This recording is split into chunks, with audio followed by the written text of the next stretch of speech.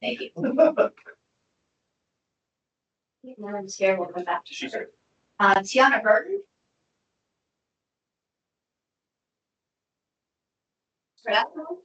Present. Jeannie Gross. I'm here. Thank you. Jeannie. Laura. Can you hear me? Yes, we can hear you. Can you hear us? Can you hear me? Yes, I can hear you. Great. We got you. Laura, anything here? Diana Kessler here. Michael Levine. Here. Judy Nelson is excused. Jim Parks. Here. Aaron Sekakuku, and he is excused tonight. And Rose Tohi. Here. And I know I saw Miranda. She might have just stepped out. So she's here. She's not very far. Okay, we're gonna count Miranda's here. How formed? Super. Well, just we'll turn it over to you then. Okay, thank you.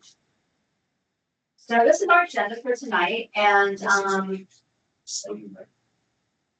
we added one item to the agenda based on your questions or your comments from last meeting. And that was about looking at just the overall plan format, kind of a sketch of the plan format, and then the schedule. So this shows you then how we are proposing to group the chapter into 3 different sections. So this tracks with the vision and the value statements and the needs and issue theme summaries that you've been looking at. So they are on the front of every chapter. So this then would not be repeated at the beginning of every chapter, but they would be in this introductory section. So the first section would be quality of rural lifestyle, and then grouped under that would be economic development and housing. Actually, we're calling that resilient economies and housing, land use, growth and development, and circulation and transportation. So there are different themes that would fit under. And then we have stewards of the natural environment and sustainability, and under that, sustainability, resilience, energy, and climate, water resources, natural environment, parks, open space, trails, and recreation. And then we have the third section would be diverse communities and services. And then we've got diverse cultures, community character, and then community services, public safety, and partnerships. So 2 chapters that are highlighted in pink. Oh, I'm sorry, you can barely see it on the screen. It's showing up on my computer, but resilient economies and housing and community services, public and safety and partnership is scheduled for your review on February 20th. So other than that, you have looked at these once or twice. So at least twice, and then you're looking at the additional land use and parts of the trails and recreation tonight. So yeah, any questions or comments about it? Thoughts, ideas? It was a suggestion, and this came out of the themes that we discovered during the early outreach. So everything that you've been looking at in the value statement, vision statement, this is how that's tied together. Makes sense? Comments, suggestions? Want to see more later? Want to introduce the folks? Yes. So, okay, so, yeah, let's do some introductions then. Cynthia, do you want to go through and introduce yourself? Sure, happy to. Hello, everyone. Good evening. Sorry for our delay. We're finishing up with the Parks and Recreation Commission meeting and cut it short to be here with you today, which we're very happy to do that. I'm the Parks and Recreation Director for Coconino County. Hello, I'm Liz Cruz. I'm the Assistant Director of the Parks and Recreation. And Patrice Horseman, Supervisor, District 1, Vice Chair of the Board. Great to be here, and thank you all for all your service to Coconino County. Really great to see you. just to remind everybody to speak up and loudly toward the microphones listening. Literally speak up. That's right. And thank you to those of us who are joining online. Jay, did you want to introduce yourself?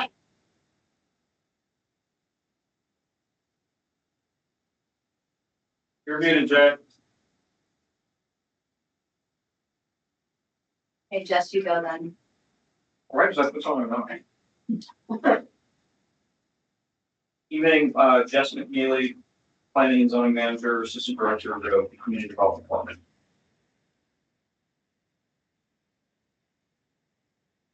Billy, did you want me to ask? I'm sorry. Oh, so go ahead, Sorry, Jay. Melissa, I missed it. Jay Crystalman here, Community Development. Good evening.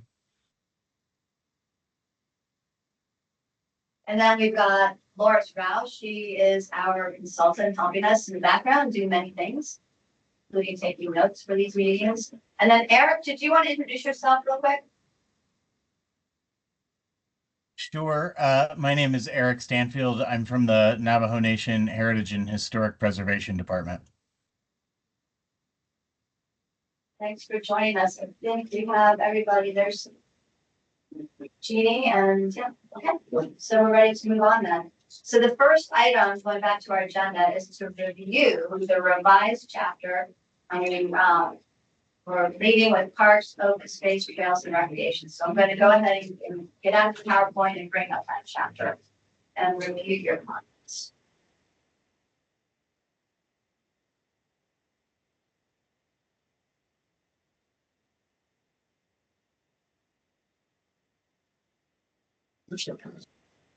How's the size of that?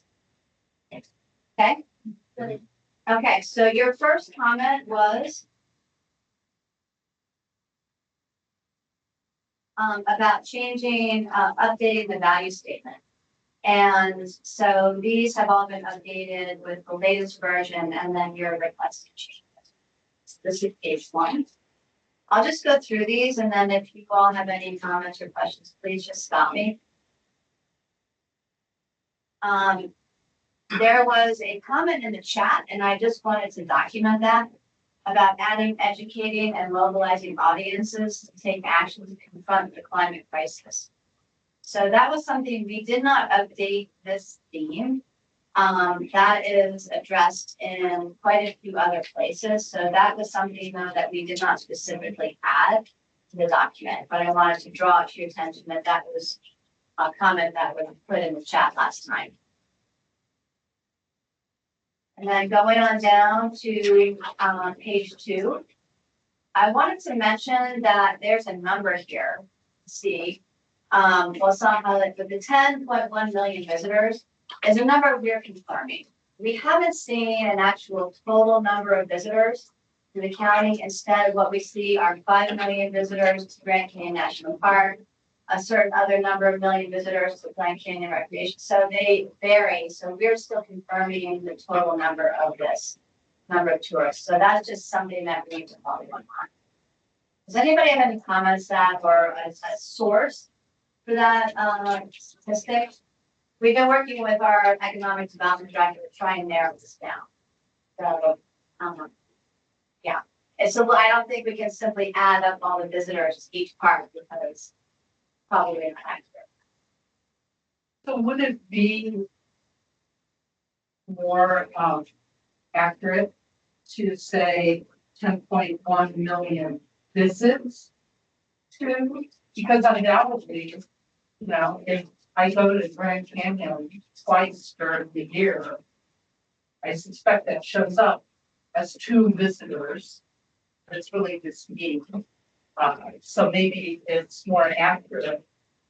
What they're recording is visits by people, but not distinct. And that could save you trouble if you can't That's boil it down anymore. Yeah, I've left a message with the Arizona Department of Tourism to try to get clarification, but I haven't heard back. But that's a good point. So I just wanted to mention this as a number that will probably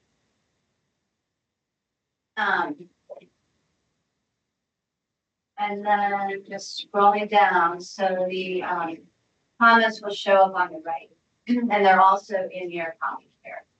So the next comment, this is on page 5 at the top, was about this section was unclear, and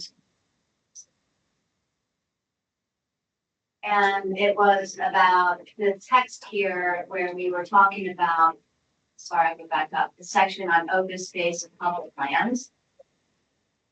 And some content regarding our, recommendations from the Parks and Recreation Master Plan. So, and there were some questions about this distance and whether recreational amenities within a 15-minute walk from residential areas was what kind of a standard that was. So did you want to address that at all, Cynthia, Liz? Yeah, just to say that it's a national standard through the National Parks and Recreation Association. The standard or a goal would be to have recreational amenities within a 15-minute radius of a residence. So that's a standard that recreation industry strives for. So I knew that that was the standard. My question is the wording of this sentence. Connecting the county's numerous and widespread natural areas with the state's areas, blah, blah, blah.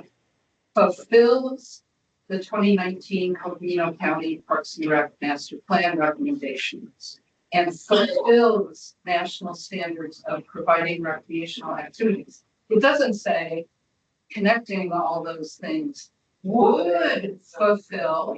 So it sort of sounds like, hey, We're just, sweet, Yeah. we've got it done. So that was my So question. special Is this aspirational or have we achieved it?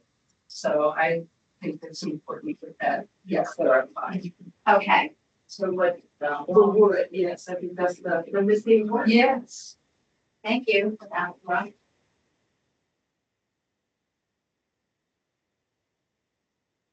Because I'm sure what I'm doing. No, With a little waste. Yeah. your next comment, was to clarify, wondering if there was a map, a countywide map of all the trails. Well, part of it was, is there a map? But part of it was, there's a mention of all these trails. And then I think the original wording said something about the county manages trails. But then when you visited us, you said, well, the county actually owns and manages only the trails that are inside the parks and recreation areas, and that's a much tinier number of lines. So it was just to clarify that what the county actually has direct management responsibility for is a very small number. Okay, And as you pointed out, it's such a small number, you can never see it on the map anywhere. So no, there's no map. We still just say the county director. Like a tiny fraction. For a certain amount of time. Yes, right. Something like that. we could get that number, right? Do you think you have Yeah, that? we can get But it was some engineering, didn't they say that? I'm gonna remind everybody, please speak up and Yeah, loud. the engineers, when they were reporting, weren't they telling us they're working on more trails? So, Bike trails and stuff of that nature, engineering department? public works. Yes, Yeah, they had hoped to receive a grant that would help plan sorry, that's what they're. for a large scale trail plan, regional trail plan. But no, do we need to include that in this area? Or- Because it seems to be doing trails, they're looking at doing that.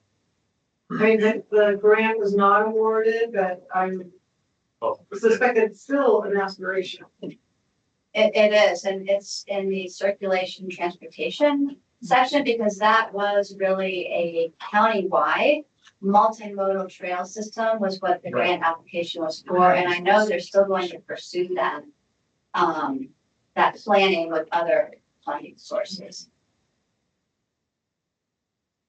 Did you want to cross-reference, Wayne? Is Well, that? I was just thinking that, because when we talk about trails, when they're so limited in the scheme of cities, we got these trails. I think the county's looking at a very broad picture of making all the connections. And also mentioned in southern Utah, how they're tied together. And I mean, that would be great if we could do the same. I think that would have been the vision for that. Yeah.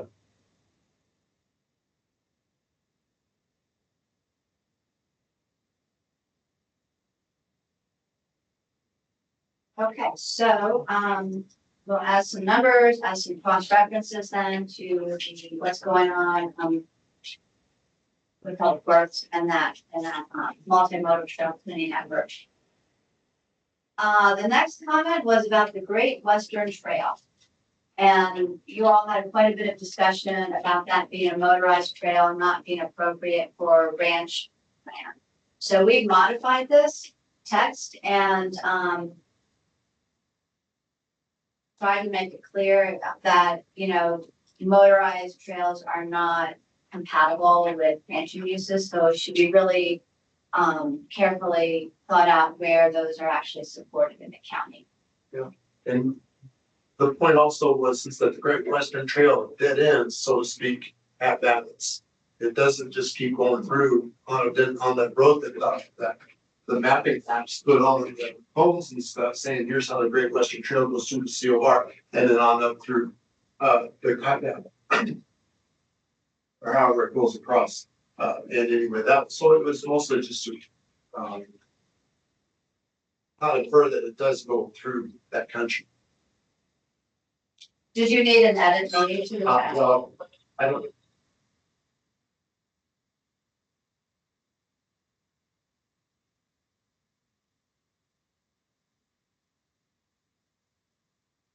I don't even know what it stands, but I don't want to wordsmith like I've told you before, but at the same time, the Great Western Trail is something that somebody's just suggested is out there. And I don't know that it's even really an actual trail because it isn't on Babbitt's. And I know that sometimes the map shows it. So we're referring a lot, calling it the Great Western Trail coming through this country. See, it's not a sanctioned trail, is what you're saying. Doesn't come through Babbitt's. I know that we told them no. So that was a very long time ago. No. Long time ago. Yeah. So it's kind of something that people maybe just said, but kind of just inferred it was this thing out there. I don't know that it is. So fair enough, whatever you want to do. We've got our own way of handling that. But anyway, just so that you know. I think we need to talk about whether we include it or not. I think so. Maybe it should not even be referenced here. Because then that would sanction something that we're maybe not even sure that's even changing, right? So, I know it is another. yeah. In certain areas, we know for a fact that's not, so yeah. Forested in. We'll wish those. We'll look into it. Okay, Yeah. super. I know we're getting ready to do quite a bit on this road transportation stuff in the next couple of weeks. So we'll look, and so the next comment was on the same page, this is page 6. And we had a fair amount of discussion about efforts from the Diablo Trust and how you all are working to educate and manage. This is still OHV discussion, how to manage that on the ranch lands. And, how the problems that it causes, the issues that the on-highway vehicle use causes, and just some other, other general comments about compact agreements and how trails are not just for tourists, but for mental health, physical health of the residents as well. So we added a text here and also under the partnership section to hopefully clarify some of those educational, those private efforts. Do you want to add anything to that? So is this starting out private landowners? Melissa, just real quick. Did you have some? Because I do have something. Go ahead, I got. So what we're doing what we're going to be doing, and maybe a lot of other private landowners will be following suit, is this: that you are not allowed to drive any OHV vehicles off road. Period. And in concert with the Coconino and Kaibab National Forest, anyway, the rules apply that the Arizona Game and Fish Department is going to be enforcing, which is only off-road for elk hunting to retrieve an elk. Outside of that, there's absolutely zero off-road use. Period. And it will be enforced on that, by the Arizona Game and Fish Department. Is this a new potential rule? Is it? The rule is, that it's being enforced on that, it's the game department through these landowner compacts I was mentioning to you, are now giving them, giving a door open to do enforcement on private land, so it's not just the sheriff's department.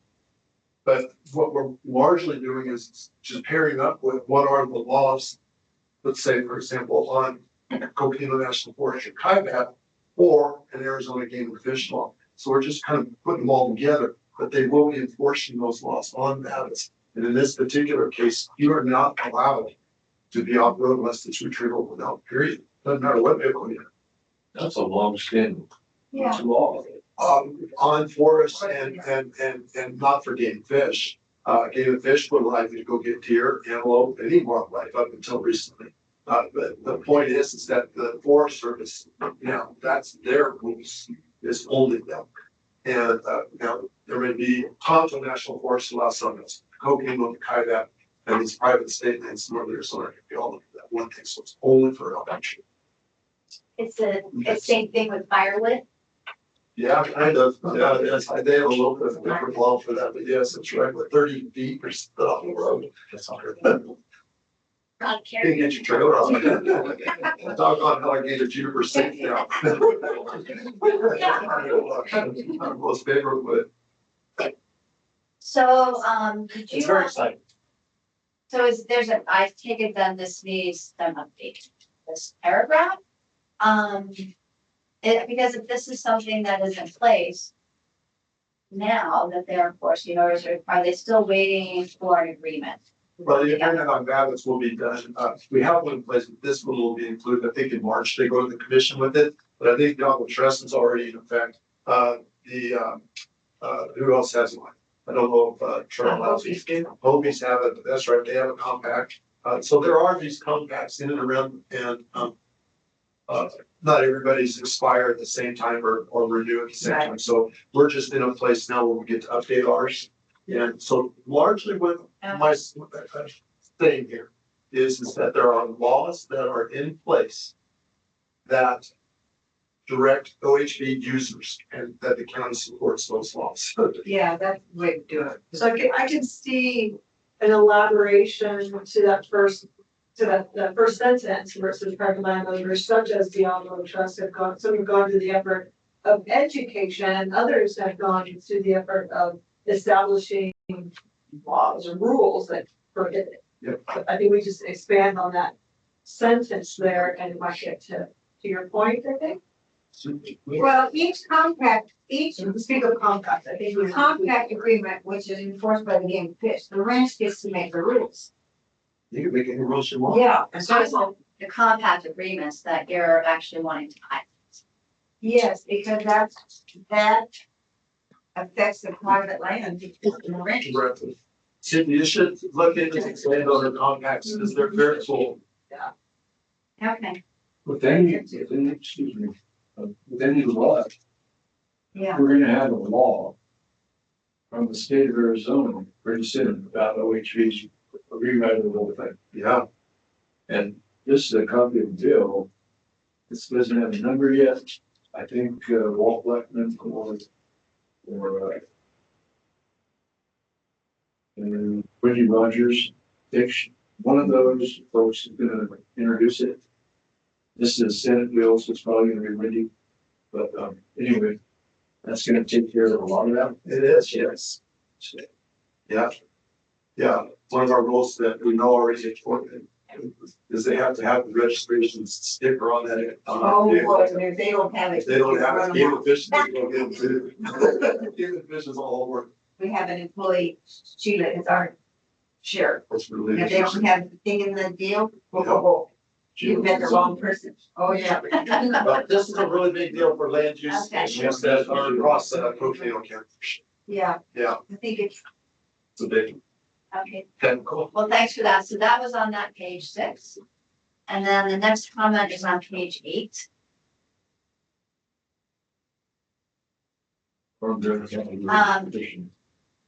And again, there was a comment in the chat from the Navy.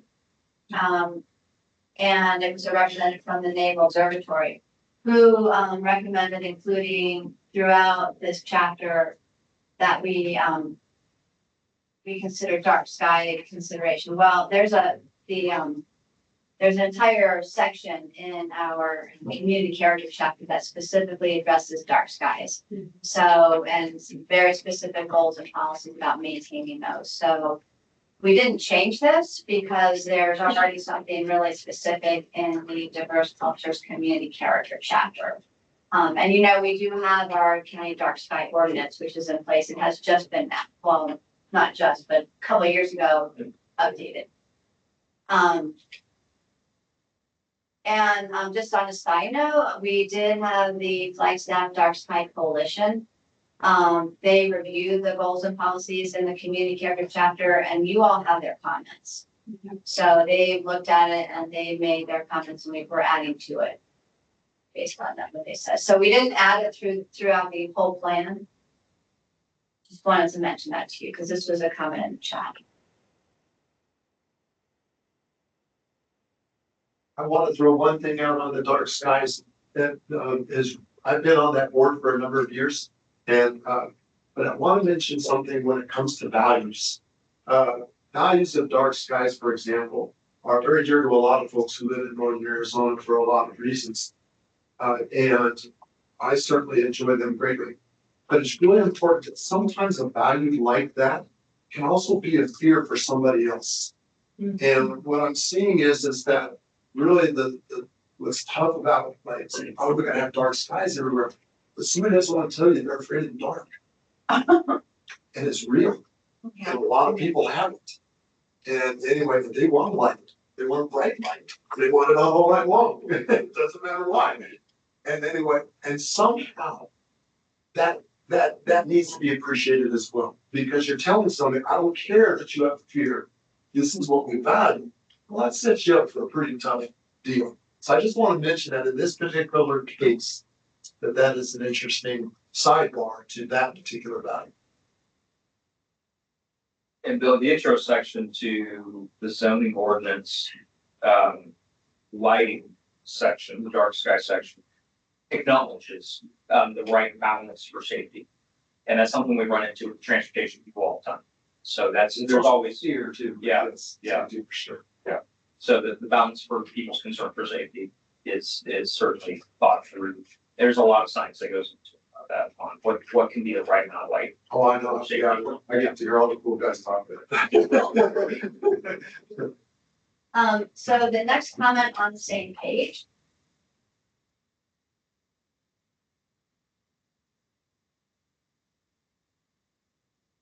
Was in regard to, it was just an overall comment, and you all had discussion about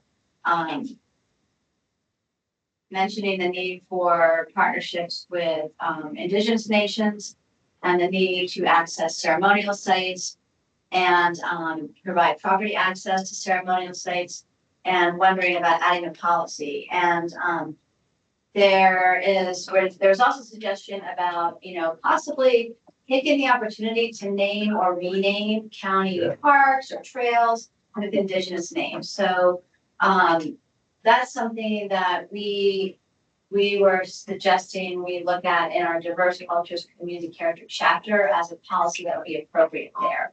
So I'm going to follow up on this because, as I mentioned to you last time, one of our deputy director county managers is taking that chapter through some additional review by the board, and I made sure that they understood that was a recommendation out of this group. So there might be the opportunity then to add another policy about naming county sites with indigenous names. So it does require additional conversation with county management about how that could actually be implemented. Yeah, so this is Parks, Recreation, Open Space, Trails chapter. Understood that that's why the conversation about that came up, is using opportunities to call, but it's actually kind of bigger than just this chapter. So because it could be used not just for trails, but for other facilities. So I do want more feedback on that, but we're making sure that we'll get that taken through the right places. Any follow-up on that? So we don't have to comment right now on that. Feel free to comment now if you want, I have to think about it. I put my foot in my mouth. but I want to make sure that, you know, we're following up on that. But yeah, comment away.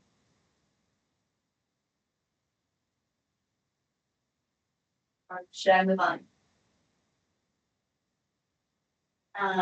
Then the next comment will be on page.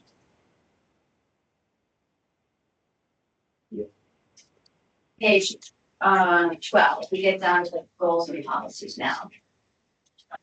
And we will pass by the very beautiful map, which we have a few updates to make still, but just want you to admire that again. And then so down again, page 12, starting at the goals and policies, policy number 3. So there was a comment from Diana about the county enforcing public use of private land and so I think this probably goes back to some of the OHB usage. And so that policy, the goal, let's just look at the goal. So the goal is to provide a variety of recreational, cultural, historical, and open space opportunities throughout the county. And then that goal is to support private landowners, land management agencies, and citizen groups in their efforts to coordinate planning and maintenance of recreational opportunities on public, indigenous, and private lands to minimize adverse impact to systems, natural systems, historic and cultural sites. So I'll let Cynthia and let's jump in, but you know, the county Parks and Rec does not do enforcement on private land. So, you know, that's something that we just need to clarify. And Yeah, I think the intent here and our position and what we like to do, and we actually do rather well when the opportunities present themselves, is that we can provide a supporting role and bring partners together, for example. So not so much as an enforcement or a coordinator of these such things, but as a support system. I think that I just that comment that we have right. Yeah.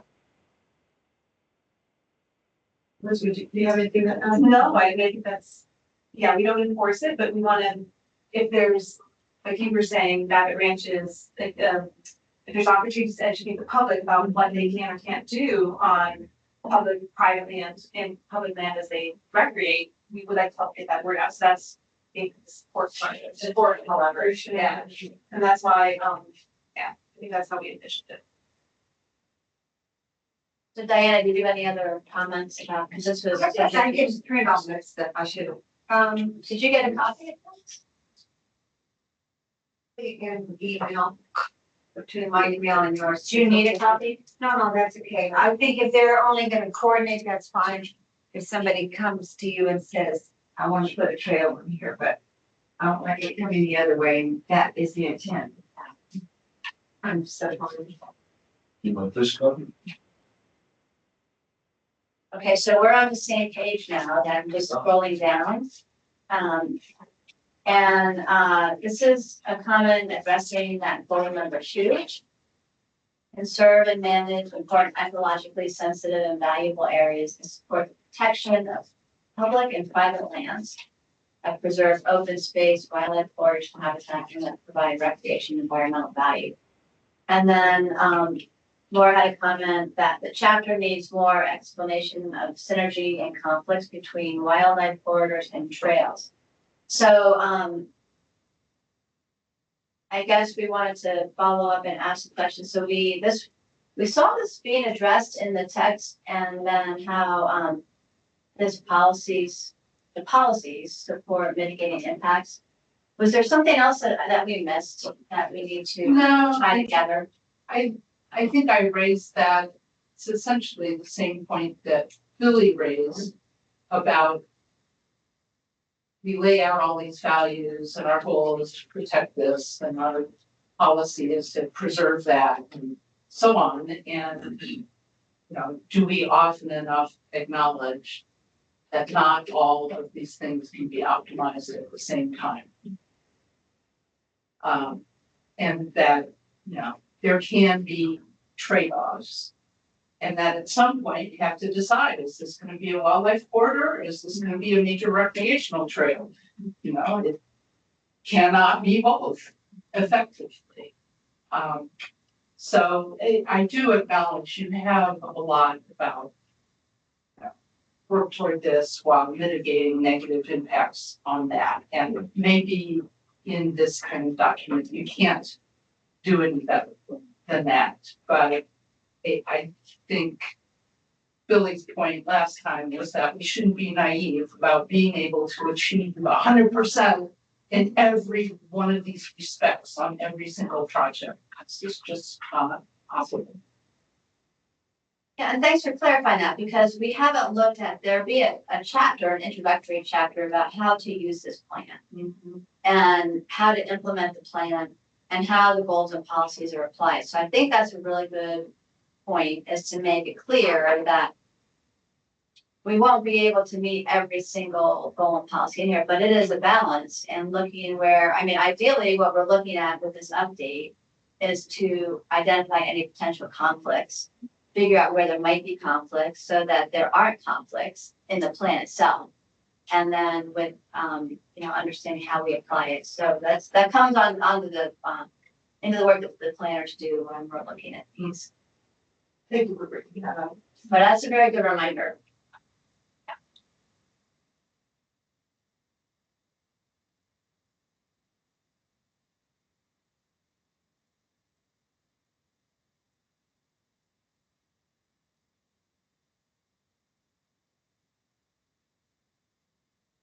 On the same page then, there was a comment, and Miranda, I think this was a note from you about talking about connectivity between LA, Tuesday, and Red Lake, that whole corridor there going up and down. And this goes back to what we just talked about, the grant application that we submitted to try and do a countywide multimodal planning effort. So that is pretty strongly emphasized in our circulation transportation. Because that is something that, whether or not that one grant was awarded, that's still a grant.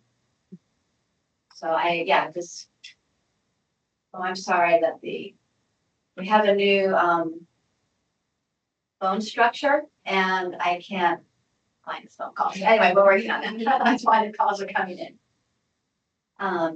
So did you have anything else to add on that? Or I don't think that was me, but Oh, okay. agree to that. All right, well then, I can comment on the fact that our 2019 organizational master's plan speaks a lot about job connectivity between communities and whatnot, which also it partners very well with what Public Works wants to do with their regional trails or commuter plan. yeah, that would be very exciting. Something like that. See, countywide. Riding my bike here too. Electric bike. Okay, so we're on page 13.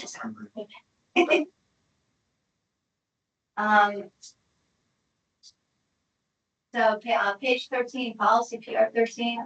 I think what we added was closure of unauthorized trails. To that end of that. And then on the same page, going down to, I'm sorry, this is policy 15.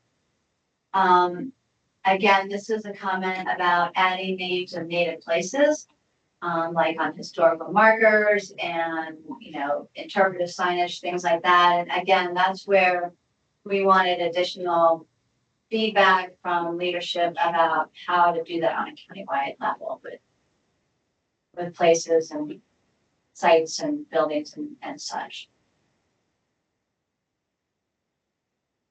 Yeah, so I don't have any feedback yet, but I have some. Because in community character, in that chapter is where we talk a lot about signage, interpretive signage, wayfinding, that kind of thing. So that would be an appropriate spot to mention naming names of signs. Are you proposing changing the names or just adding?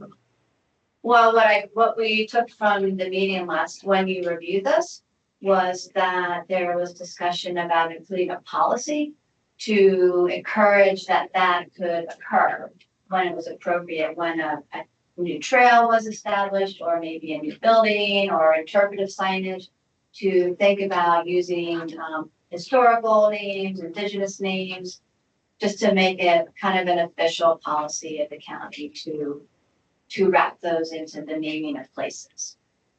That's what I took from our conversation. Or into the interpretation of places. This is a place that was historically used. And we want to inform visitors especially and give them some appreciation. And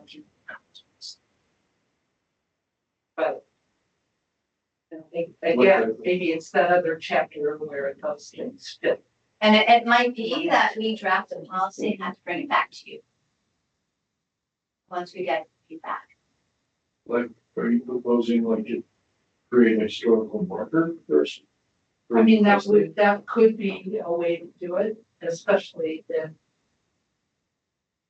Indigenous people feel that this is an appropriate thing that they want people to learn about, which I know is not the case in every, I'm sorry, we have Rose here, but not Erin to talk about this from their perspective. I know not every place they want to have a big explanatory sign about what the significance has been or how these places are used. But there might be other places where, I think we have so many visitors who don't have any clue of the full range of historical uses. And there might be plenty of non-Indigenous historical uses we could all benefit to learn more about. And I think I brought that up a couple of times in this chapter just because these recreational access points are opportunities for people to learn. And where the county has some chance to affect that, take advantage of it more consciously. And I believe in this chapter, we do speak about seizing on opportunities for interpretive signage and education. Yes, we would just speak to that. And I see Rose has her hand up, and I also see this would probably lead to a newer policy, either here or any other chapters. Well, let's address Rose. Rose? Thank you, Chair. Excuse my voice, but I just wanted to just acknowledge the conversation. And I think it is important for both the county and the city to take every opportunity to educate the visiting public. And we've not done that well in the past. And I think this is an opportunity that we cannot let pass by. There's already a lot of erasure going on. And I think that further educational components of our plan would be very, very much appreciated by the people who hold this place, this area that we're talking about, dear to their hearts. So I think that these conversations are really needed, where policies can form. I think will be a really good foundation to the plans that we have for both regional and comprehensive. Thank you.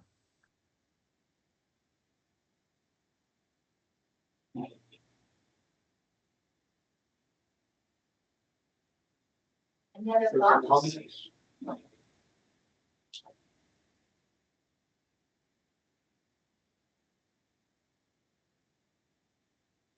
That was the last comment on this chapter. Unless you have something else. I think there's actually one more accurate. Oh, was there? Okay. At the bottom. Yep, it's right underneath that. Oh, I'm sorry, you're right. Let's go down front. again, a comment referring to the Great Western Trail. And we just removed that reference in the policy. We had referred to that in this policy, and so yeah. So this.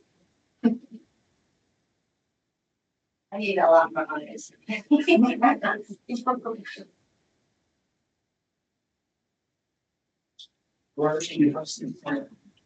Yeah, I apologize for all this. It's great, but page 9. The bottom paragraph is the paragraph about coordinating with other entities around snow play and how important snow play is. Just thinking about it, this winter, there isn't any snow, there isn't any snow play. And and then I think about this in the context of perhaps worsening droughts and warming that will mean more frequent winters where there's not snow for snow play. So I wonder if you could add just a sentence that says something about the county will coordinate with all these other entities to explore other opportunities for winter recreation besides snow play.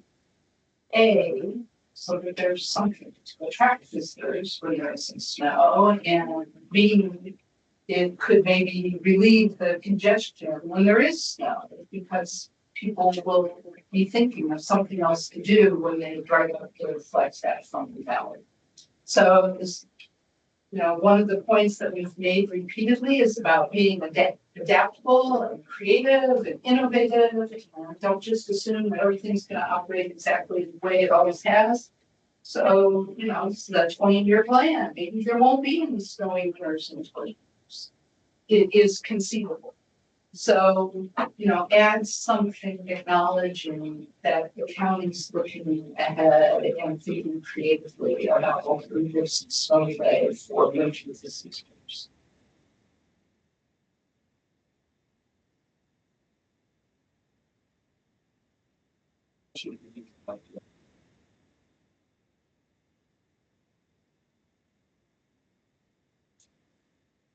Do you have an idea?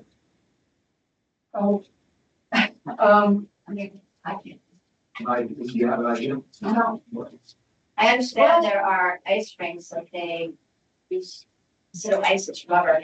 Yeah, there are artificial ice rinks, but I'm also thinking, there are winter nature viewing opportunities, come see the winter birds. That's big, huge thing in southern Arizona. Well, we have a different approach to winter wildlife up here, but it could be a focus around which you developed themes or facilities or educational materials or something. So I could come up with something in 2 weeks, I'm sure. But I'm sure that economic development people could do a better job. But I'm always trying to read this through the viewpoint of conditions of the last 50 years are not the conditions of the next 50 years, and what might this plan help us turn our feet.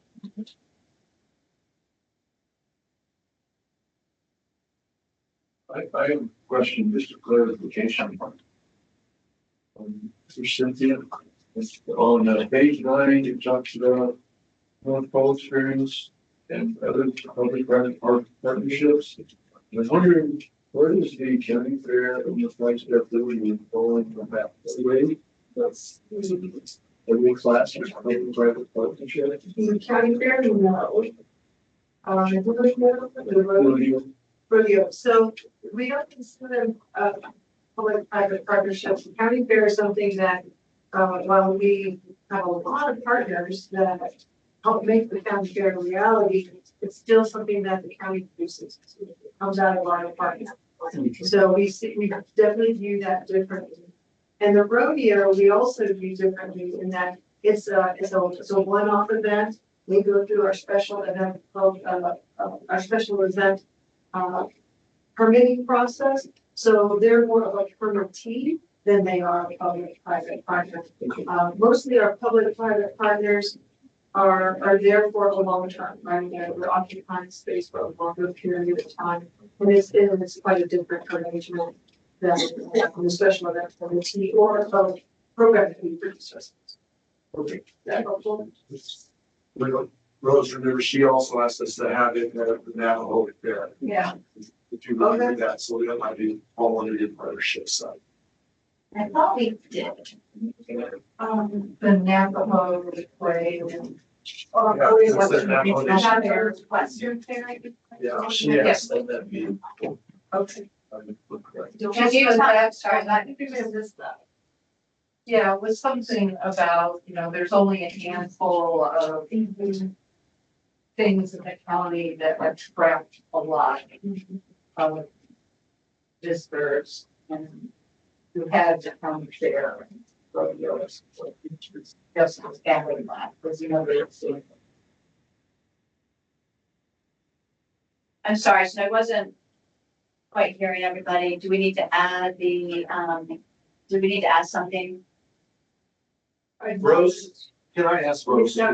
Rose, you, appreciate, remember when you had brought up about adding the Navajo Nation rodeo and parade into the, mix of other activities supported by the county? Can you refresh us on that? Yeah, I think it was when we were talking about what different events are pretty popular in our area that draws a lot of bigger crowds. And one of them that wasn't listed was the Western Agency Navajo Nation Fair. And I thought, people come from all over just to come home for that, or people who are even here in Flagstaff, they go up for, our great different cuisines up there. So our version of. Yeah, thank you. I think we added that. I'm not seeing exactly where that is, but we'll double check.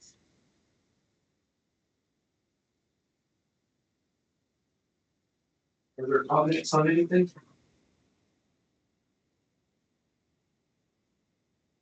Super. Any other overall, yes, we're probably good with this chapter. Thank you. So thank you all for your thoughtful comments to the Parks and Recreation chapter. Really appreciate it, and I just really appreciate all the work that you're doing with this conference. It's a big event, but really, some wonderful people around the table and a lot of great thoughts coming. We appreciate you. Yeah. Thank you. Thank you. Really helping. Okay, all right. Let's move on to the next chapter. As long as all the values and where everybody comes from. So Liz and Cindy will follow up and make these revisions, and then if it's okay with the group, we'll post those on our website. Sounds good. And get ready. Sounds good. Thank you very much. Thank you.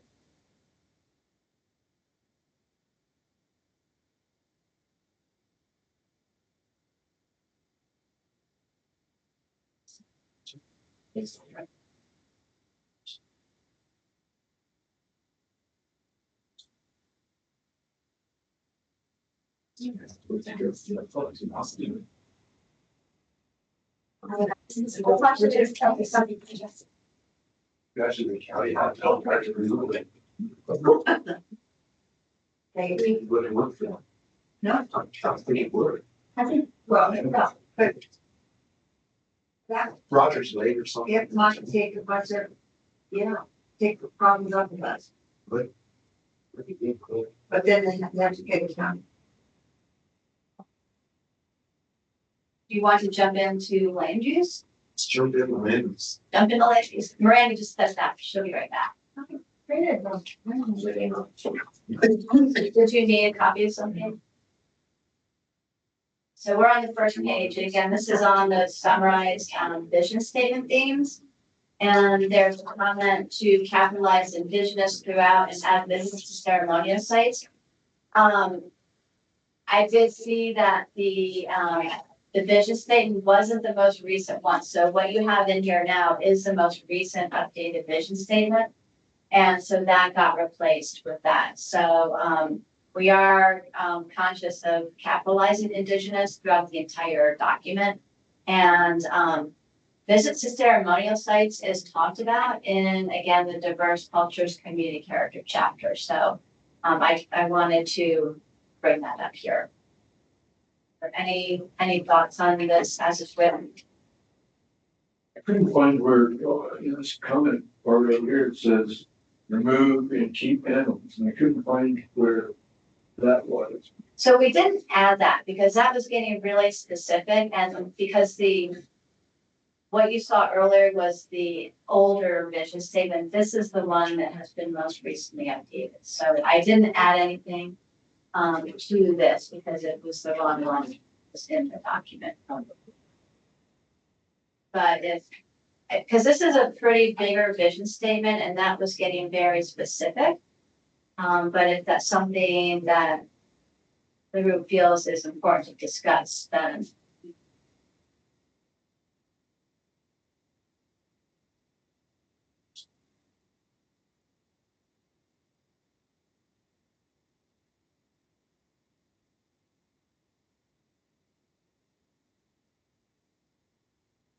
if you want to move on.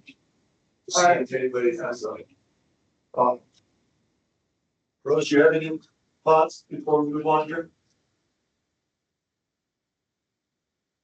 No, I'm good right now. Thank you. And then the next comment would be on page 3, actually, which is the beginning of this chapter. So those first 2 pages, as an example, that would be included in this section that introduces those different chapters. So this is in the introduction. And there was a comment that wanted to see more context about the regulatory limits of county's authority over private land use. And, basically how that limits us, how we're bounded by those regulations to change our codes. And what is the extent of county authority beyond zoning, conditional use processes on private property? And what nuances or dangers can the county limit or respond to? And so, we will have an introductory chapter that will have more pretty specific information about how the plan will be used, how it will be implemented, and the scope and limitations of it. So just to kind of, I guess, give a little bit more background. So, Arizona revised statute gives the county certain authority and requires us to have this land use plan. And it also gives us the bookends, if you will, as far as what zoning can and can't do. So the introduction is where we will get into some of those more specific regulatory details, kind of overall how the plan works, if that makes sense. Anybody want to add to that, like Jess? Plan is policy to guide. It is a policy, that's right. And the statement there is about regulations. So zoning ordinance and subdivision ordinance are the primary land use and land development regulations that we use. However, we update those 2 ordinances to implement plan policy. So certainly to that statement, county zoning ordinance and county subdivision ordinance are the primary regulatory tools for regulating, managing development. And we update both of those ordinances on a regular basis, as primarily as recommended by the comprehensive plan. And we do have the guardrails, of state statute on essentially what you can can't do with zoning ordinance, quite frankly. Yeah. And processes for management. We rely on our attorney's office. Any other thoughts on that? Do you need additional clarification?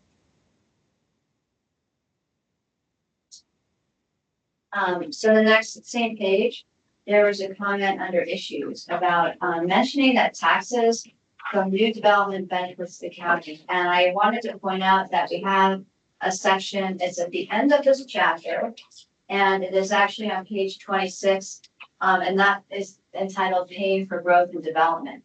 And so that's a section where we talk about different types of revenues to the county.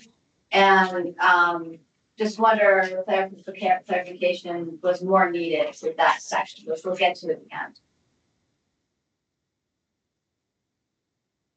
Okay, continuing on then. So the next comment, unless there's something in the meantime, from the group was on page 8. And again, I'll scroll slowly through the beautiful maps so you can admire those. Okay. And fascinating, I'm sure, population data that you want to memorize. So page 8, at the top of the page. So this is actually not a comment from you, but it's something that there was a question from you earlier about wanting to understand some of these seemingly contradictions in statistics about, you know, the county has a high education level overall, highly educated people, but our wages are still low. So I don't have a good answer for that. You know, hopefully our resilient economies will speak to that somewhat, but it's a rural area, there's limited jobs, people love living here. It's something that, you know, I'm hoping to get more clarification on, but I don't really have a good explanation for it. I'm open for anyone that does have a source or can point us to some information. Kind of give a better explanation as to why there's this disparity, but it is something that is pretty evident. Would you suggest that it's possible that a lot of college towns have that same situation? Possibly. I've lived in other college towns, and they're so different from the county. So we're talking all of Coconino County. If you look at just Flagstaff, this is the whole county. The majority of the population would be at Flagstaff, but not all of it. I mean, it is over 50%, but when you start to average it out, yeah, I think that I feel like a pattern too is seasonal work. Probably, especially in Tucson, big revolving door there of people coming in. And then I know there's some resorts and hotels that use like J1s and they bring people in to help with staffing. you know, these numbers come from the census. So Melissa, I've been thinking a lot about Mike talking about we export our kids. I don't see anything in all the chapters I've read where the county really, I don't know whether the county can do it or not, but I think we toss around education. I mean, I don't really know what that means, but I think we need to be a bit more specific. I don't know what that specific is, but give it up to you to figure it out. But there needs to be something that is very important to keep the county vigorous and lively and. Well, what I think of is like trade schools. I know we have a major lack for electricians, plumbers, HVAC, all of that, especially Valley. That's where we struggle with getting contractors out there. And then again, exporting people out. And then we're importing people in too, you know, the J1s and all that. Hopefully, economic development chapter. yeah. We were just looking at that today, and there are some policies in there that specifically. I don't know how to put it in here, but I don't think we should just bust this whole. No, and I think as Laura was mentioning in the resilient economy housing chapter, we're looking at that very. Well, Yeah. I worked with some people at Yavapai College. We need some ranch managers on that. There's not too many on this side, but there's nobody learning about ranching. I think Miranda's comment about, We raise them. about trade schools. I think Miranda's comment about trade schools is real valid. Yeah. we have we have the PhDs and the masters and the bachelors over here. But we have a lot of need for the other folks. And this is where a lot of Navajo Nation is disappearing to. They're disappearing to the big cities because they can do those trades. And the young people are leaving. The older folks are still there. So I think that Excellent points, and we'll talk about that at your next meeting.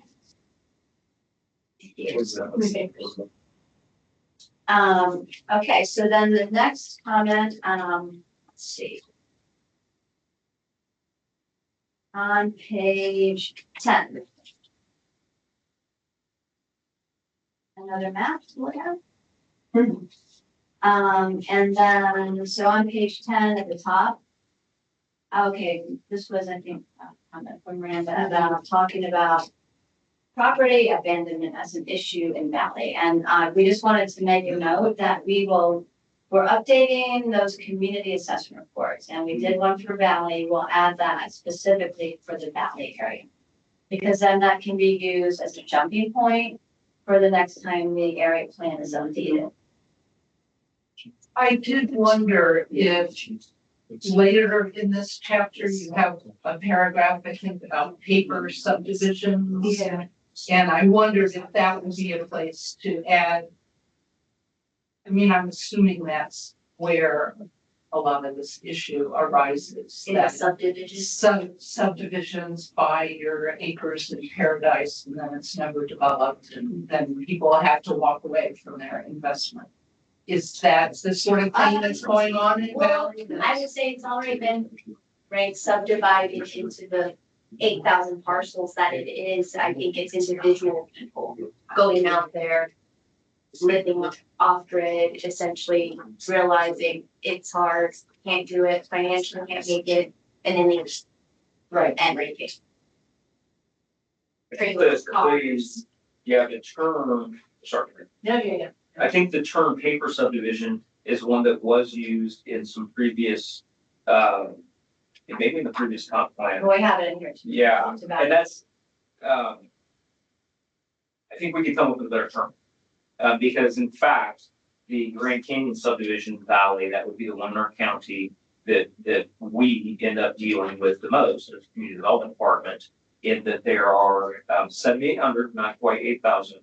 Don't exaggerate. I always say it. So that series of subdivisions in the Valley area, which was created when a ranch sold, because that range didn't make it, and that's why we have, quite frankly, that's why we have the policies we do. I can paint big pictures for you, tell long stories about why we have some of the policies in our comp plan that have evolved certainly over the last 20 or so years.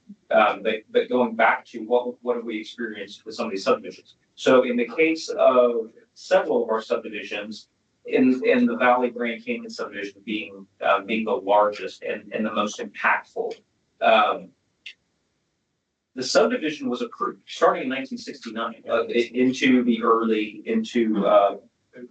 70s, and it was final plat approved by board of supervisors. There was never a plan for water or wastewater or even power, for that matter, to extend into that subdivision. The roads were dedicated as public right-of-way roads, but were not built by the developer. So what that results in is, when you look at the zoning map, and I was showing Miranda this earlier today, it's this great picture. You zoom out, way out, and have the colors of the zoning turned on. You see all the parcels out there.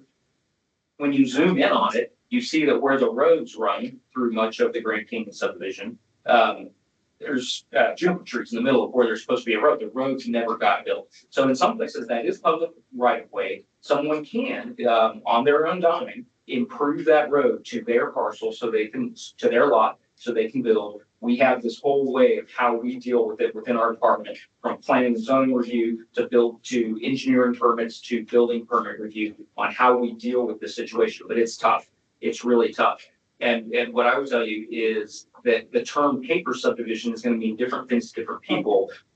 probably a more accurate description is subdivisions that were done under previous regulations. We would never let that happen today, by the way. We have checks in the system. If you're gonna subdivide land, when you go to final plat, either you have built the infrastructure and the county's inspected it and accepted it for maintenance, or you've bonded for it for what the cost of that infrastructure would cost. This will not happen under today's regulations. And this is not uncommon in other places in Arizona and other places in the US. So I think we can come up with a better term in here in the comp plan to refer to the challenges we have with older subdivisions that were approved.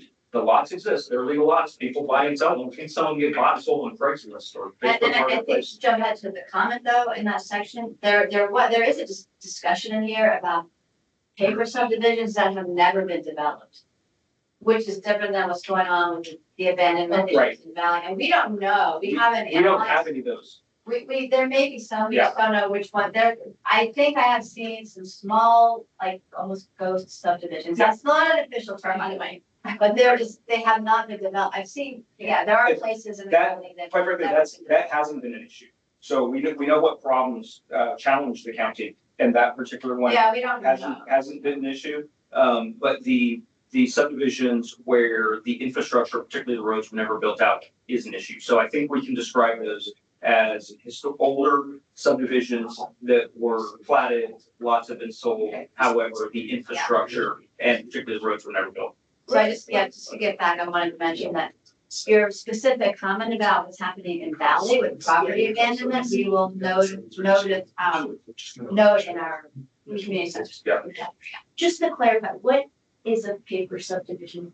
There's no definition. It's just a kind of a term. That was a term that planners had used as in land.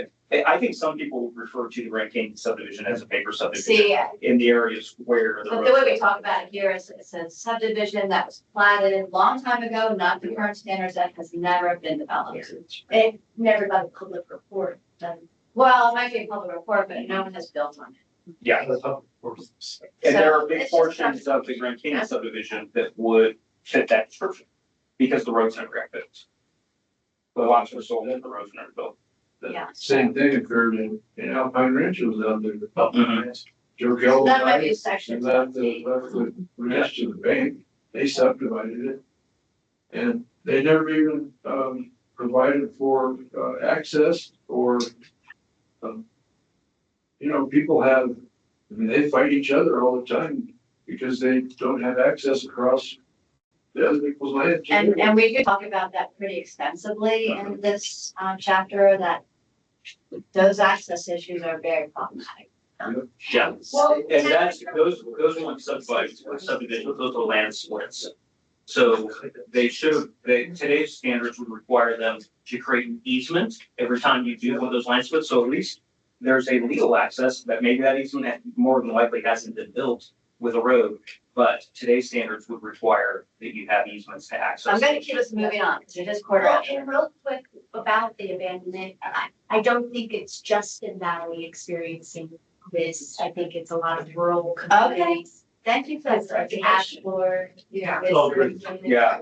Valley Okay, and so- AEW would be the. I was actually, this is this issue wasn't necessary, we didn't hear it when we did our outreach, so thank you for that clarification. Yeah. Okay, we can,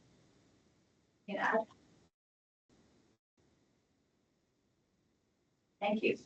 Now, so the next comment was on page 11, and this follows up on the discussion that we had about needing to understand more about our existing land use and adding data about how much is used for ranching.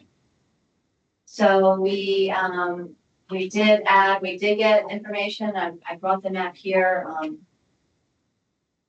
so you all can, apologize for those of you online, we'll show that in a second, but, so this, again, map we had, put together, calling it our existing land use pattern map. And the orange, these colors are what our assessor's office has designated or coded as ranch land use. So this, we felt, is informative, and then the pie chart in the plan reflects It's on page, again, this is on page 11, and I have it up here. So this is showing that 77% of the private land is categorized as rangeland. It's not zoning.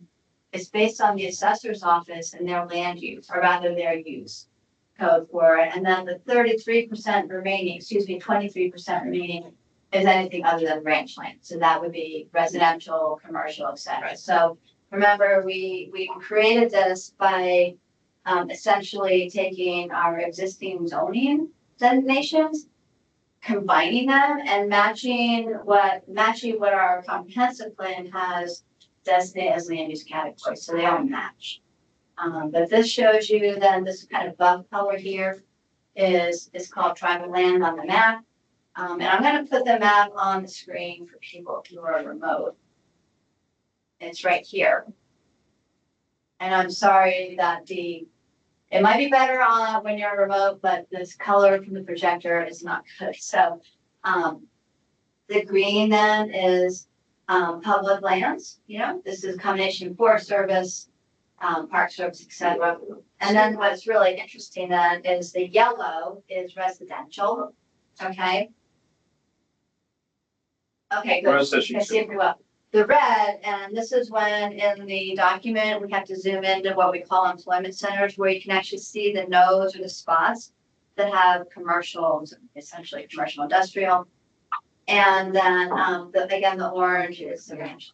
So it's all private property. So the colors, the orange and the yellow and the red are the private property land uses.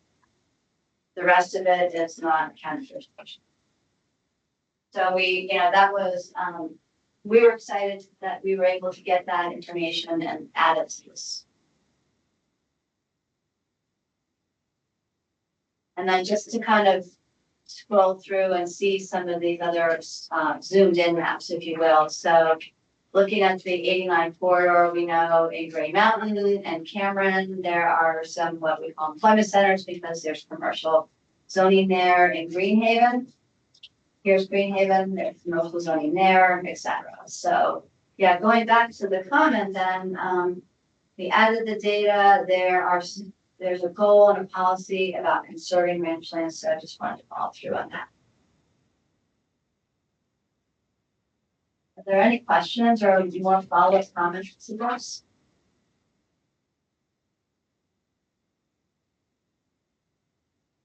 Or just a question? The house. No, not here. We need to change people's mind on, how many acres are in these employment zones? I mean, it would be helpful to know how many acres are at Gray Mountain and New Cameron. Oh, we can add that. I'd be kind of interested in that. Okay. Going down to section. A section. With those two little pieces below it. Yeah.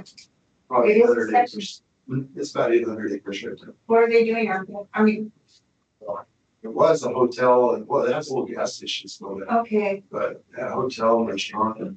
well, what are they doing at Cameron? Camera trade souls, camera. That's it, the trade. How much land is there? That is a couple of hundred acres, if I remember. We'll have to add the I acre. just think it would be interesting. Okay, thanks. Stretched out. It does look bigger, if it's a scale. I Yeah. don't think it's a scale. And this scale is- Yeah, it scales Yeah. up.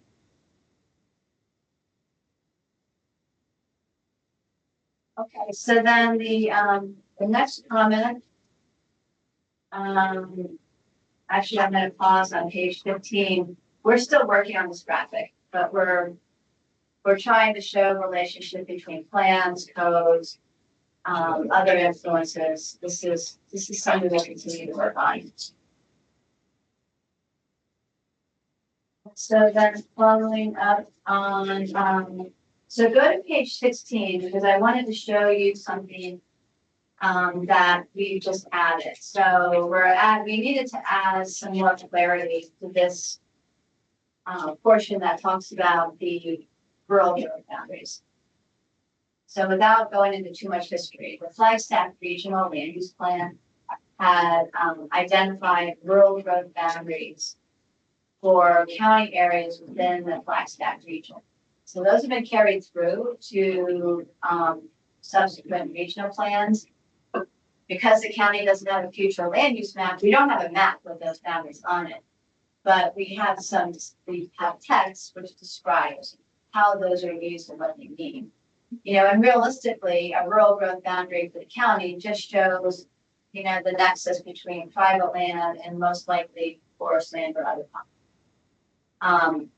For the regional land use plan, I don't want to get too far into that, but that has a very different meaning. Urban growth boundary has a different, the application of that is very different. It usually applies to how services can be extended, but that's a whole nother conversation, not related to the comprehensive plan.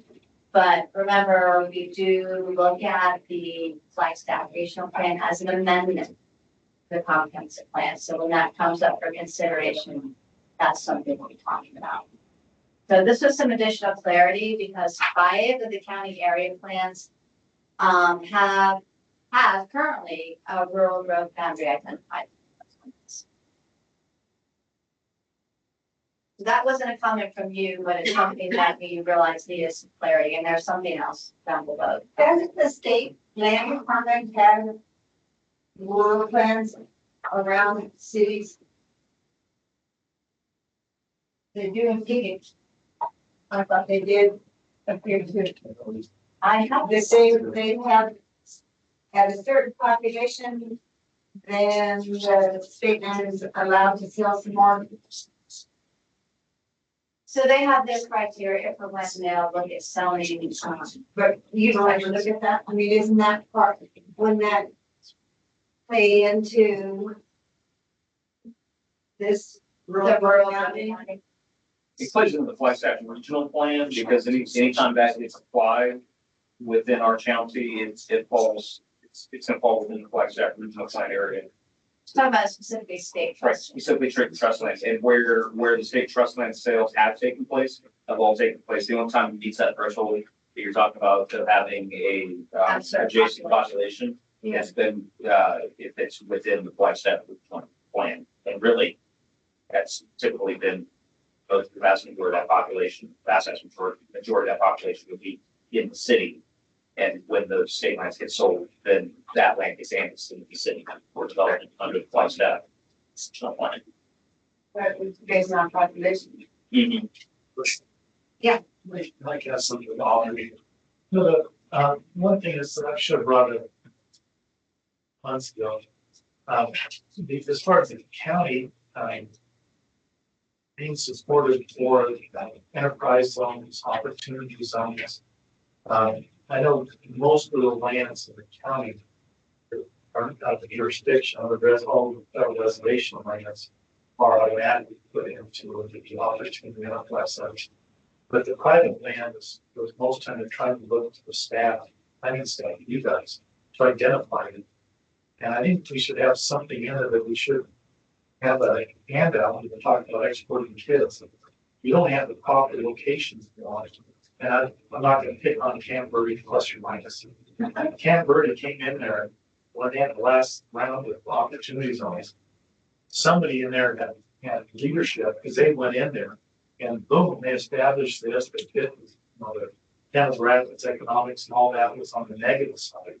And they identified all these areas for quote opportunity zones. Now, as a local, first impression, that's not good.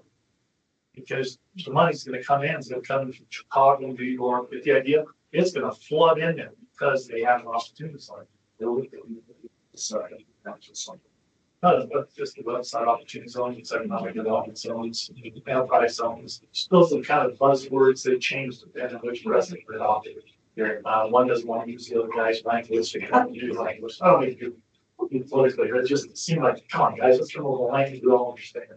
But I think that is something that's big because if the county doesn't say that, the resources coming into these areas won't show up. In the Alpine County, I'll throw stones at them. They did not really identify them. They could have gone to Grimrock, which is probably the poorest area in the Verde Valley, and say something. You don't say a lot. All you have to do is say, we think this is low economic. Well, it's the lowest economic over in Camp Verde.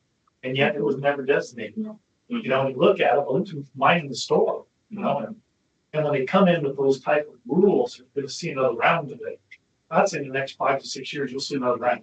So well, let's look at that. Then have to do a little bit of a section for it because it may be, you know, huge. Lever for doing some things like valets and these other places. It's, a good example. it sounds like that's something that would be appropriate in the resilient economic chapter. Agreed. I should have brought us a long time ago. Yeah, no, thanks, because we actually were talking about that today, so that's, and I know that the Arizona Department of Commerce has designated opportunity zones.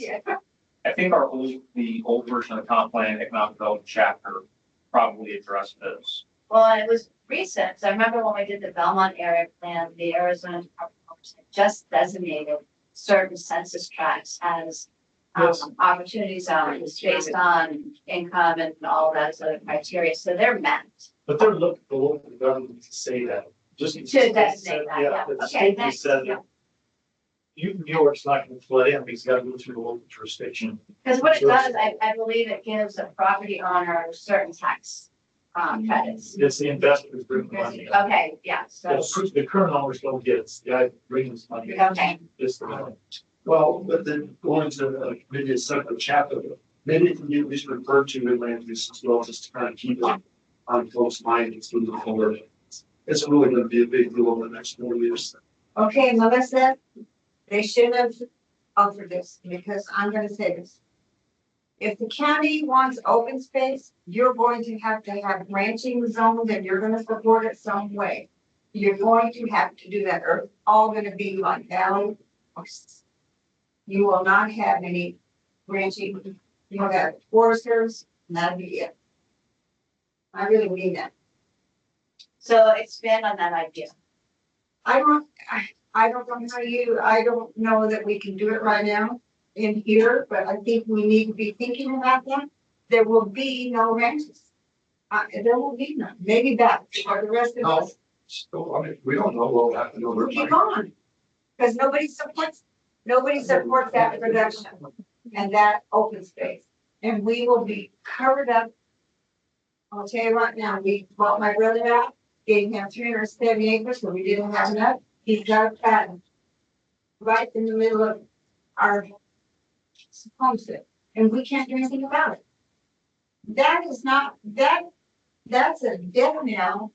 It just goes down and pretty soon the ranches are gone. And I think the county has to have some way of valuing that. So one of the things that clearly is going to happen for all of us is so much of this comprehensive plan was built on good values. There's nobody that disagrees with the values of what's in this comprehensive. We all share them, we all believe them. And there's the reality of things that happen. And it's not just a lack of business in the area or low wages. There's a lot going on behind the curtain, so to speak, with regard to family succession and ownership succession and partnerships and these things that are not even close to being included in a comprehensive plan that are really having more of the impact on the potential to celebrate and embrace these values.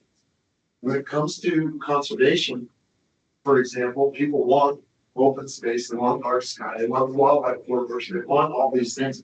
Every one of those is a value. But in today's terms, it's qualitative. Yeah.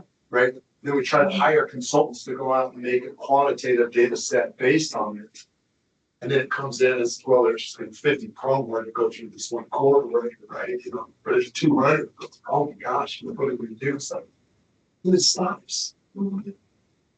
So you say, well, you know what? We'll just have all the value economically of this location diminish because that's a value that we have. Now we have a data set supporting it. So you can't compromise the dark sky. You can't compromise that corridor. You can't compromise that indigenous. You can't compromise the aesthetics or the viewshed. You can't comprehend all this. But the very thing about those things is they do have the economics associated with them. But it's hard to change the paradigm, change the whole way people say, you know, I value those things, so I will contribute to those things just like I do paying to get into the Grand Canyon, just like I do paying to do something else, or however else you might be able to maximize the capital side of things. You know, capitalism side of things. We want to separate those two because we think of them as in separate terms. The Jew shit and all these things. Don't capitalize them in. Let me just have them my heart rate, you know, let me good stuff like that, right? We'll capitalize t-shirts, the hat, you know, and everything else that goes along with visiting that, but not that. If you're a private landowner, you're at a loss. And because you're called, there's no rancher on this map in that launch that does not want the police of that is. That every single one of them has the compromised capitalism which was inside of it, short sheeted, without any support or any way to do anything. And so it's a super point that over time, when you talk about economic enterprise and economic chapter and you know, business development and all those other things, those values that we're suggesting as being the value of this county, they need to be included as a function of that economic chapter in some sense of support. And really, it's going to take some time to figure that out, but at least identify it as such. So what you're saying is need to support through capital means these view sheds and the other entities that are nobody's paying for now. Well, in some ways, those have to be recognized in economic terms. How they get paid for, how it gets compensated, I don't know. Those are values.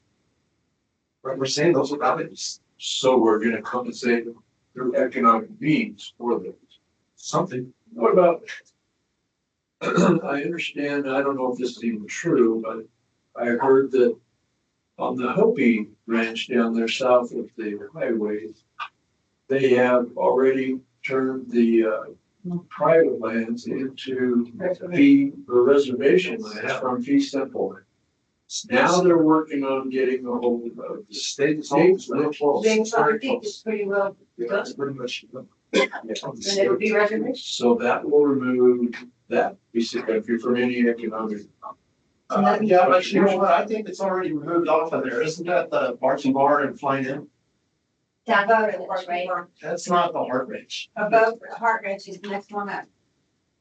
That's, Here, no, over to the left, yeah, that's up. it's not included.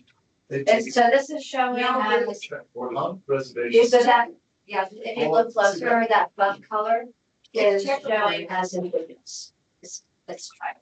Yeah, now they're working on those checkerboard sections are state. The state, yeah, And they're working on, They're almost done, if not.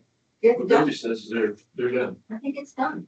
So they've already removed that from. So our, okay, I guess our database hasn't caught up to that they were transferred from state into. I think so. They're getting really close to the And so that, it takes it off your county roll. I mean,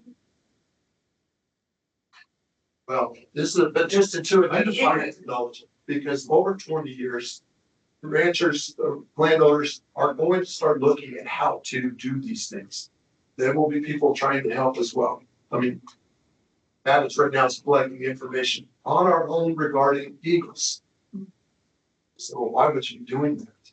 Well, because if you get data on the eagles, then we have something that we can show to mitigate wind turbines that possibly that we get paid for conservation or preserving and protecting these eagles over here. So we're going to have to get really creative and try to understand how to do it. There is a model out there right now that will help us with this discussion. Simply just identify it and then support those efforts to try to understand how to embrace from a business perspective these private lands and the values associated with them so they can stay as open space and stay even in families or whatever partnerships they're in and so on and have a future. I agree with what you're saying. I just don't understand how we did it. I just think it's going to take time to first at least acknowledge that that opportunity exists and to have the support of the county so that it's not always, well, hey, look, you guys can't do that. You have this and you have that and you provide this and all these things. Well, at some point in time, it's like, well, yeah. but you're not But saying. we didn't subdivision our valley plot, valley land. We didn't, sell to Cuyahoga Estates. We didn't do all these things. So it's like kind of a curious mix. that frustrates the future of maintaining those things. So one, If one everybody point, wants to. well, one point I want to make to Jim's question, how to do this. So one thing that we want to get to with this plan is to put together an implementation plan. Our current comprehensive plan has one. It's got 24 action items in it. They were not prioritized. So as you'll notice, you remember as we've gone along, we've suggested implementation strategies for some of the goals and policies, not every one. But those then will eventually come out and become part of an implementation plan that you all can prioritize. So that actually is like a work plan item. It sets a direction for different counties departments to take on during the next 10 years, the next phase. So, I just want to point that out because that is actually where we can, do more than just have a policy document that can actually be, like, for instance, the utility scale renewable energy ordinance was an action item in the last plan. It was a work plan item for county planning staff to take care of. So I just want to kind of refresh your memory that we will get to that. And that's why looking at the implementation strategies are important.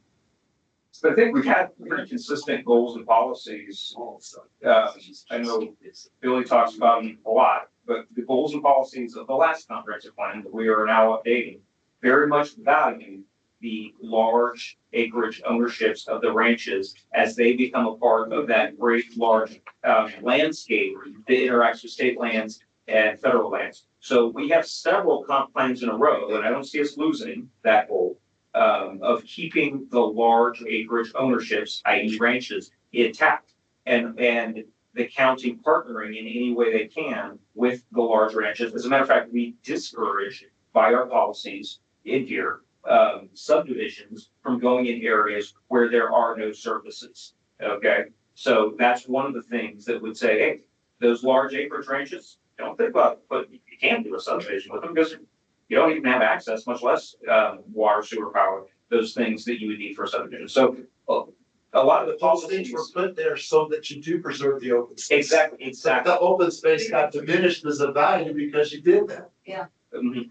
Okay, well, so when you say open space, that's something because, we have the term open space for open space zoning, but you mean the large landscape, the large, intact landscape that functions as one large ecological landscape, right? So we understand what we're talking about here, but I think the goals and policies of the previous comp plan that we are now updating did support that big time, and that was probably the biggest driving factor of the renewable energy sections of the last comp plan. It then drove us to update our zoning ordinance to create the renewable energy ordinance that Melissa was just talking about. So that's where what the county can do in the way of land use planning is look at the ways of what are the opportunities out there for ranches to diversify their operations so they can stay intact. So the counties, I would say from the land use perspective, and this is one thing that we can do is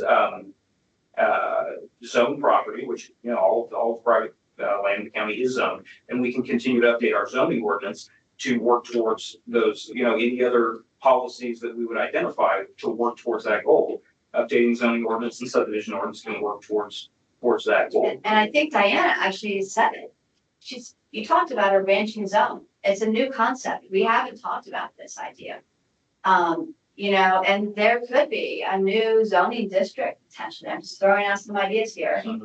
For ranchland and, standards, that kind of thing. So things would need to be rezoned. There's a whole slew of things that have to happen. In practical application, the way we work with it now, the ranches are all zoned to G zone, which the vast majority of, right, the vast majority of the unincorporated county is, it is zoned G. So currently, the G zone actually works quite well for the ranches and for other private properties that are zoned in G. They have some opportunities through conditional use permits to use their G zone property for multiple things, including residential, including ag. So the G zone currently works very well for that. And our land use categories that we reviewed last time very much identify which of the zones fall into ranchland. So here we have this. We've identified the category.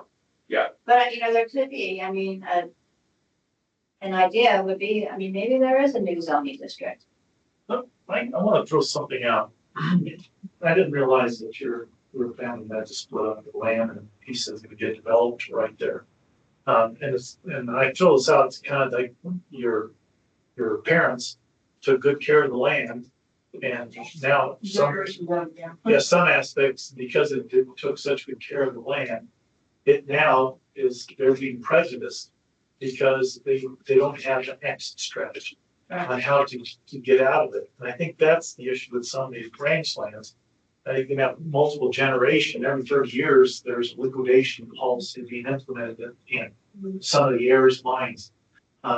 So we have, the state statute allows for the transfer of densities from one property to another. I've dealt with a large environmental group dealing with conservation. And it's amazing, you get some very careful, they do not want to allow that. I did have one that said, absolutely, let's listen to this, or more want to listen to the idea. So I presented the idea, and they said, this is wonderful. Basically, it was 4,500 houses, this big tract that they could search. And arguably, those 4,500 could be moved somewhere. Well, they're not in the business of development. What they did is, based on the county's approval, it wasn't this county. They banked 4,500 homes of entitlement that became open space, right? It's banked to go somewhere. And through, what is the tool that created, just I apologize for interrupting, but what was the tool that was used to bank that as open space? Which tool? It was in a conservation easement. Conservation easement, They exactly. went in there, they conserved it, Exactly. and then they parked it, and the county approved the conservation Exactly. aspect. Now, here's what it is, nothing's happened 15 years ago, but here's what I think maybe needs to, we start thinking, because I know your land, you know, and I think most people would say that probably should just remain like the national forest. I agree, Okay, but it needs to be private. but it's private ownership, and somebody needs to sell the land. I'm not picking on your brother, but any stretch. Either he needs to put beans on the table, or he needs to buy a new Ferrari, whatever. But he wants to do something with the funds, and how do you get the funds to him? And I'd say the county goes around and says, "I want to zone this property or high density." Okay, you're going to zone it high density. You retire that and you move it over, and have the densities over here. But the county doesn't just zone the property high density.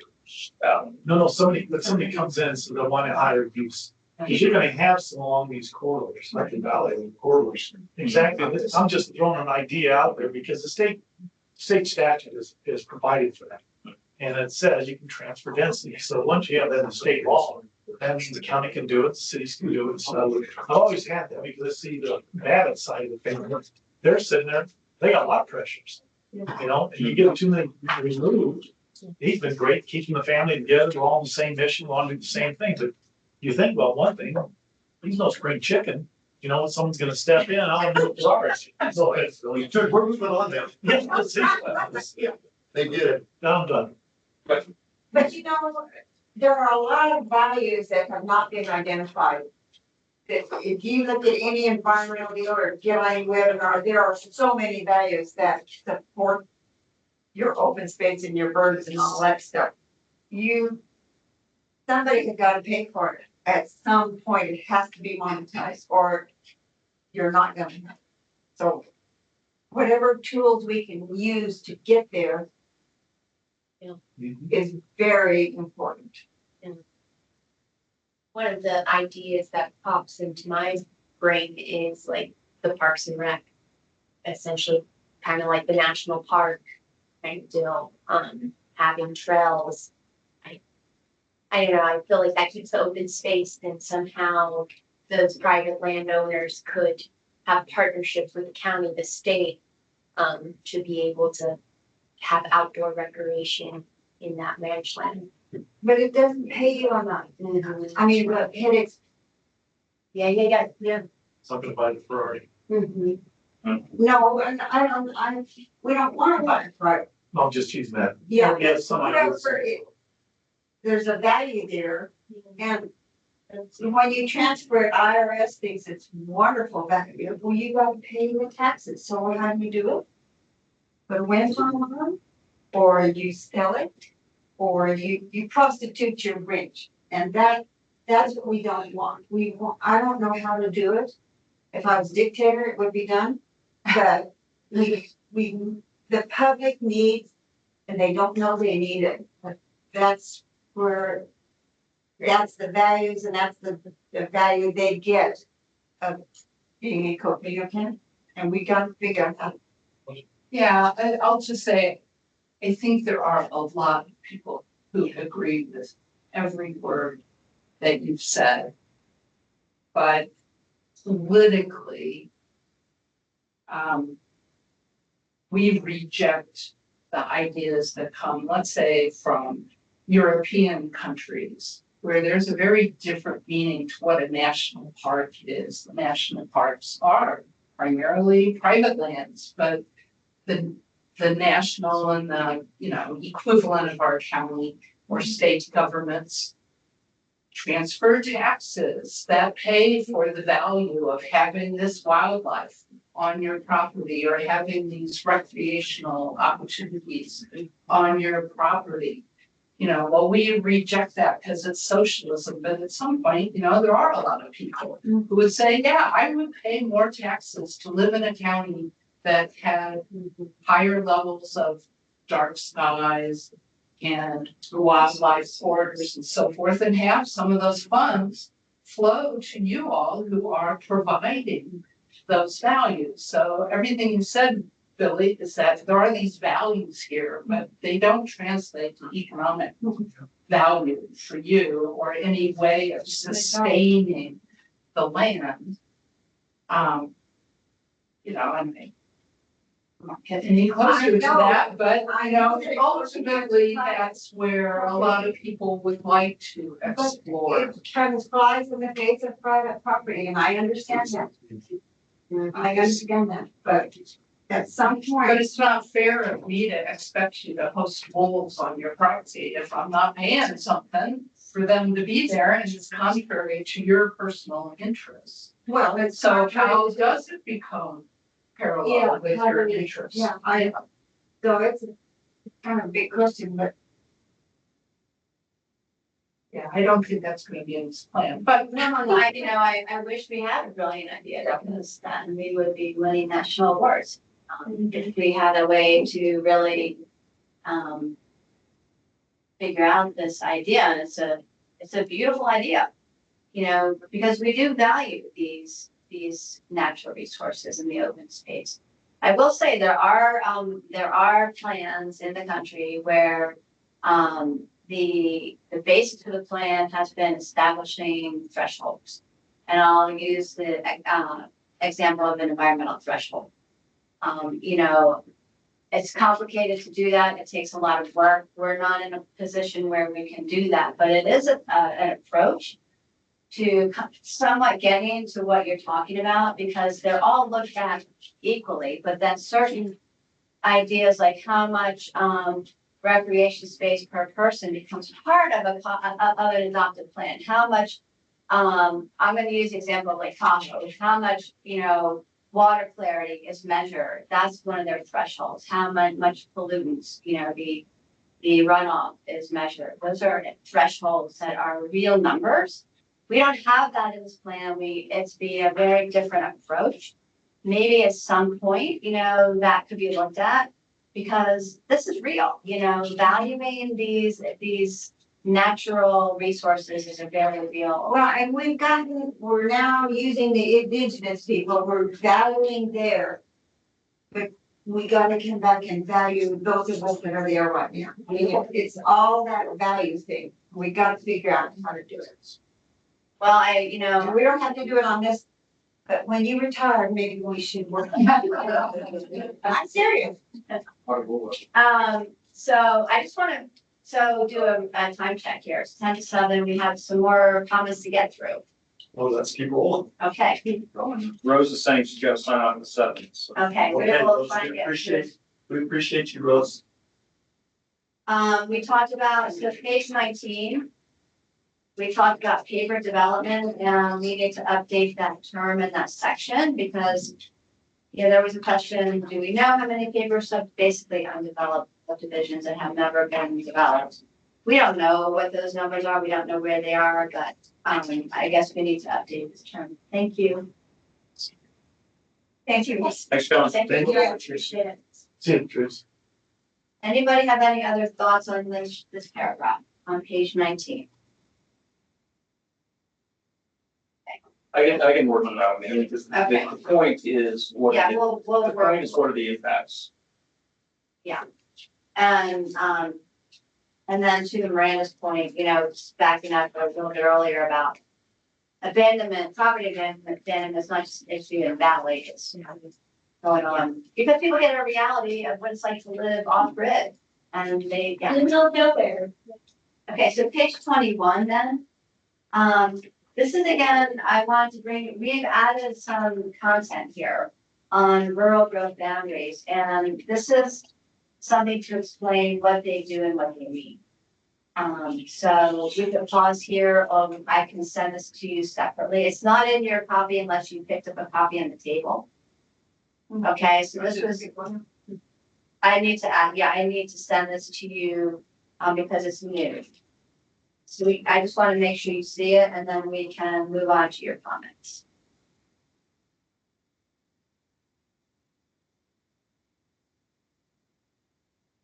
Because rural growth boundaries, it's a tool. Okay, just think of it as a tool in your toolbox for identifying where growth is important, and we can talk about that later. And then the next comment would be on page, unless there's something in between, page 26.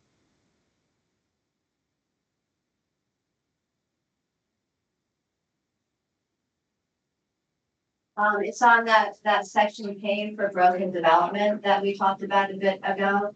And there was a question about can general tax revenues pay for staffing? I don't know. I need to get with our finance director on this entire section for confirmation about these different strategies, if you will. This is really specific. These are all based in statute and just, financial rules. So, but the notes in here will be following up still. It might take, she's very busy right now. Well, we can get with her. So the next set of comments begins on the next page, 27. And there is a good point here just about overall writing style of policies, and some being more directive versus some being more just descriptive of a desired state.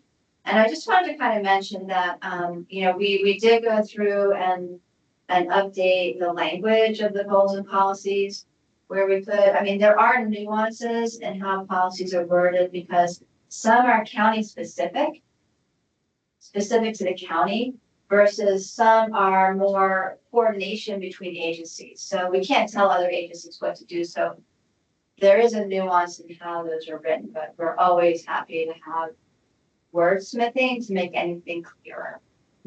So that was one comment. There are quite a few comments on this page.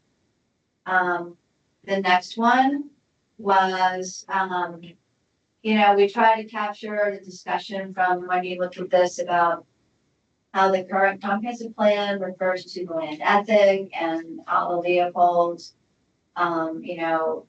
conservation point of view. And that, this Envision 2045, how we need to re-emphasize that obligation and reinforce, that it does fall to a lot of private property owners and wanting to make sure that that's recognized in this plan.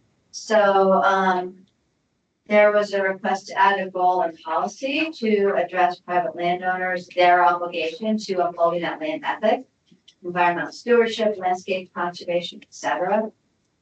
And I'm just going to go through the rest of the comments. We had also talked about during discussion of the diverse cultures, community character, adding a goal about balancing goals and values and decision making. I think that goes back to the comment earlier. How do we do that? How does the plan actually work in terms of evaluating one goal against another goal? And that we can talk about in the introduction.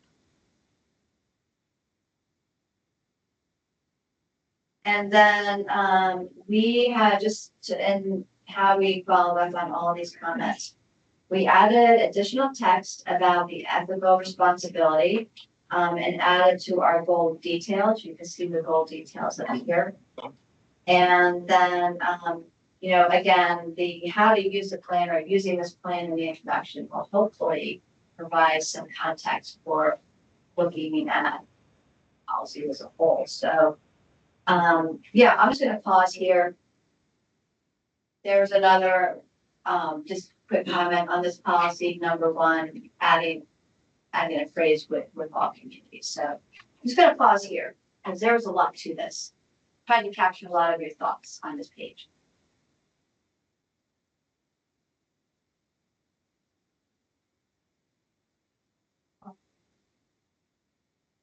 Rose, do you have anything in this section before you sign off, Rose? Archie. Or do you need to? Thank you, Chair. I haven't gotten down to this far yet when I was reviewing it, so I apologize for that. Okay. But if I do, Melissa, do I send my comments to you, or how do you want me to handle? Yeah, please do, and then I can share them out. Okay, sounds good.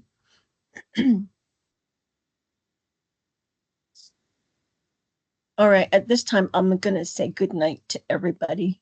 Thank you, Rose. Good night. Thank you. Night. Good night. Night. Everybody's okay. So then the next comment was on page 30.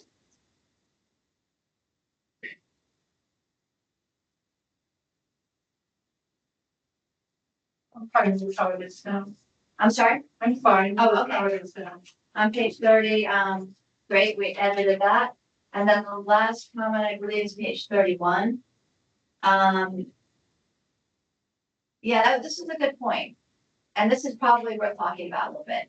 It was on this goal that aggregate sources of mining operations are cited to avoid being developed near incompatible land uses. It could be changed around. It could be flipped so that incompatible land uses are not cited near aggregate sources. So, Well, that's exactly what the policy detail says. Right underneath it, it says state statutes require the county identify aggregate sources first. And then you avoid developing nearby incompatible land uses. So that made me think, oh, they have this map. Here are all the aggregate sources. We know where the mines are. Now we know what to do or not do next to them. That's completely different. it is. I'm gonna create a new mine and I'm gonna put it right in the middle of your ranch, incompatible, et cetera. So which is it? Are the mines and aggregate sources all known? Or do people continue to come up with new plans for these that the county then has to wrestle with? Do we permit somebody to start this or not? I don't know what the reality is, but the presentation in the chapter about here are these maps and here are these known site sources and the state wants us to protect them makes it sound like that's your starting framework. It is. Okay. It is. And so in drafting the goal, I did turn it around. And it's a good point of conversation because we've identified the aggregate sources. And, the state wants us to not develop incompatible land uses near those. Our legal team has to look at the check. But is there something that does the county want to make a statement that aggregate sources will be cited to avoid being developed near? So put it on the minds to avoid that, to not be citing themselves near incompatible land uses. So it's just a different way of looking at it. Has the legal counsel look at this? They will be, And yeah. then will you bring that back to us then after that, or? Well, what all do you feel is the right approach here? So. I'll make a comment. Experience a little bit of deciding large problem. I was talking to the president of the company about this, how long does it take to do it? 30 years. And so you can get through all this regulation. Yes, it's absolutely. And he says, Mike, you know where we mine? And I says, No, where the minerals at. And they know that federal laws and the state laws. The aggregate side, remember, most of the laws are created by people down in Phoenix. And the rural areas don't care. Guys, Phoenix is one big aggregate pit. That whole Valley of the Sun is a big aggregate source. I don't care where you're at. There's an aggregate source. If somebody says, we know it's bigger pit there, the other, it serves the needs of the development of Maricopa County. That's different when you get up north. When you get up north, aggregate pits are very scarce. True aggregate, you see a bunch of rock there, and you look at what's all the same. But I've learned the difference between new basalt, old basalt. And the new basalt formations is what they want. They're little spots. They're not very big. And you say, well, we're not going to do that. Just move over here. Well, now you're out to the aggregate source. So it's hard to say we're only going to do it where one is found. And these pits that we're talking about, and the one I'm thinking about, Bit of Ocean. Bit of Ocean, it's down to the last few million yards. And somebody said, well, what's a million yards? It's a lot. In the scheme of building roads and stuff, it's not. The dilemma up north is they allocate certain bucket of money, supervisor. They send certain bucket of monies up for ADOT. We got to stretch that dollar up here in the north because we got a lot more roads, a lot more issues, weather, the whole thing. If they don't get a close proximity aggregate source, that money shrinks. And I'll tell you, for a long time dealing with ADOT, they were always trying to focus on how do we develop ADOT aggregate sources so we don't find a monopoly in one contractor having an aggregate source. Because they can outbid on any projects. And they used to focus, but then we had change in governance, whatever else, and they just abandoned the whole department. They don't have one at ADOT, but ADOT used to go out and find it for ADOT. You can use this pit to build these roads, and we got a lot more bang now than buck in northern Arizona because they had them. Now you have, well, there's an aggregate source there, but it becomes monopoly to a contract. How do you write that? Well, so a couple of things that you just hit on the list. One was is that the aggregate sources are where they are. So it's not like you can just go, it's not there, deciding where to go, look one or not. And what you're also suggesting there that we've talked about quite a bit and all that is that the further away a source is from a project area, the more it costs to do the project area.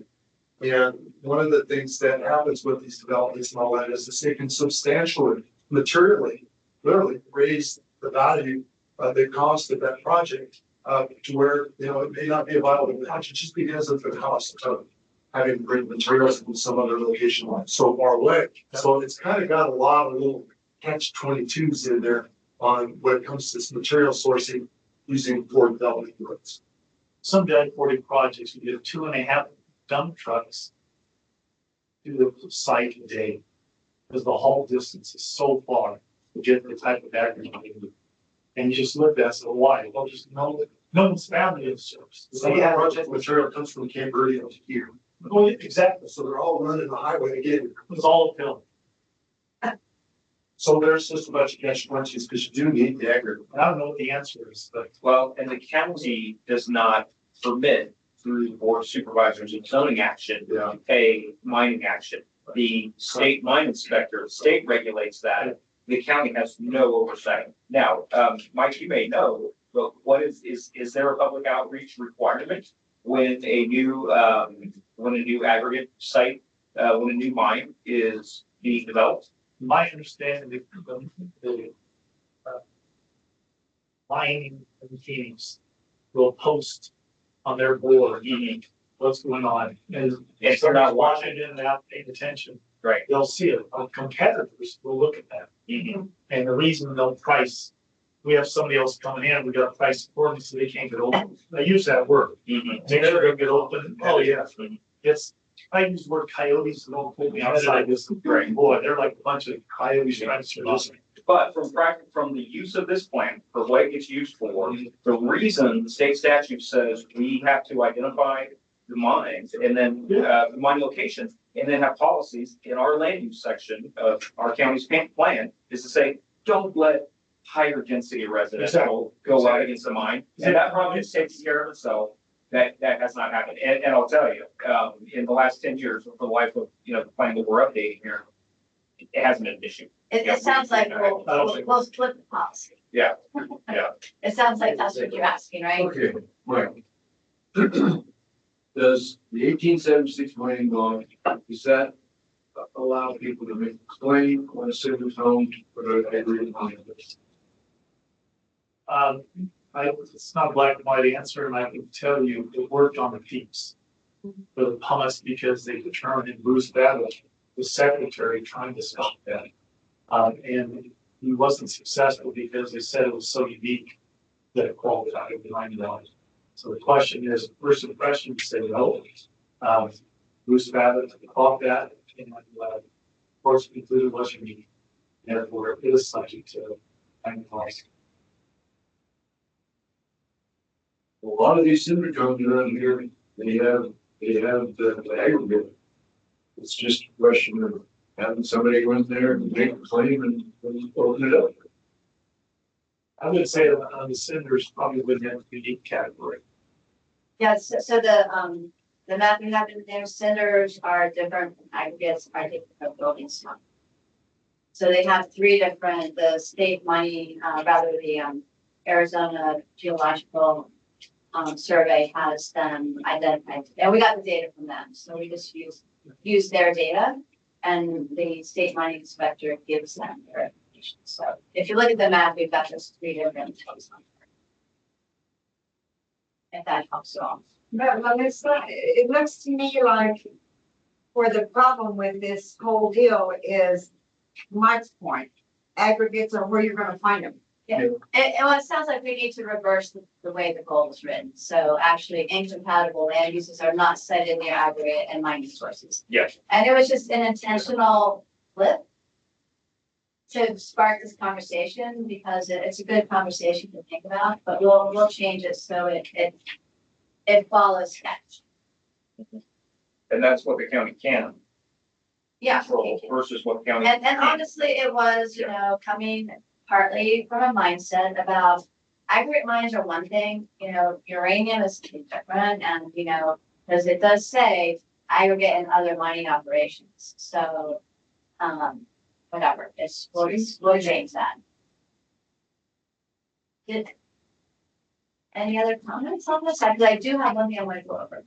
I think everything's good. Okay. Anybody else? If I could just go back to, We go to page 32 for just a second. Says implementation strategy, the third last sentence, initiate a study to assess and establish an impact fee structure that addresses future development impact. Do we need to have a study? How costly is that going to be? I don't know, but so this would be, right now, just to kind of talk a little bit about impact fees. For instance, when a developer, where the county is starting to apply impact fees, I'm going to give an example in Belmont. Because of the new roundabout there and other traffic improvements that are needed.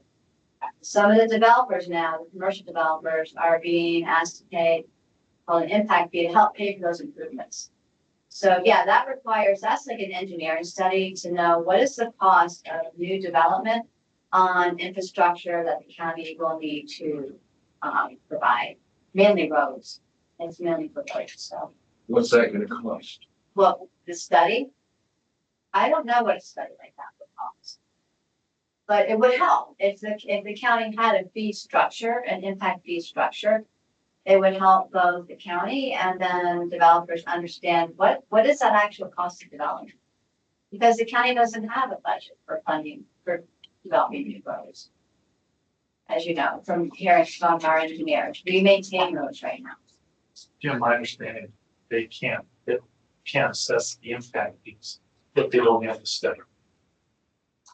We can. And the term impact fee, actually what we're doing right now is if you are a commercial developer and you're going to access a county right of way that is managed by our county public works, then you're going to do a TIA, traffic impact analysis. That TIA is going to identify how much traffic will be generated with your use. what are the improvements that are necessary to go to that county resource, that county road? And therefore, what's your portion going to be to improve that resource? Now, out in Belmont, it was Shadow Mountain is a county road, it's county maintained right of way. And those roundabouts at Shadow Mountain are being accessed by commercial properties. And all of that infrastructure was needing improvement in order to accommodate all that commercial development. So we have a method now through the TIA process. It's completely written into our engineering design, EDCM, engineering design construction manual. So that's our engineering regulation when it comes to an encroachment permit to build road or to connect to a road. So we have that process now. If the county were to go down the road to consider larger impact fees for development, that would be a pretty big study. That would probably be the county engineer managed over Public Works. They do a lot of studies. And Laura's just mentioned that you've got to have a study before you can assess fees. Yeah. What does one of those studies usually cost? I don't know the answer to that. Yeah. They often get grant money for that. Yeah, they often do. Our engineering folks would be able to answer that I question. mean, they're very good. 30,000, 300,000? We could get that answer. I wouldn't even want to guess. I don't know this. Yeah. It's not uncommon. There's a well-worn path where other communities have done the exact same thing. Yeah, so a lot of communities do have impact fees. Yeah. You know, impact fees can be everything from roads improvements to utility improvements to parks improvements. So we don't have a fee structure. If that's not something that's desired, we don't have to approve. But one thing, are there any more comments, I guess, in the chapter? Because I did want to ask one question. But we do have a public comment period to go through. If you wanted to ask if there. Is there any public See any- comment? I don't see it. There's no public. Okay, there's no public comment. And technically, it was supposed to be a public. Right. I wanted to ask about the next meeting, February 20th.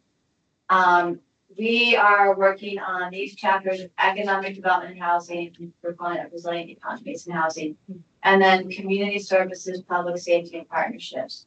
And we had originally planned to send these to you Monday, this coming Monday. We're not ready to send these to you Monday.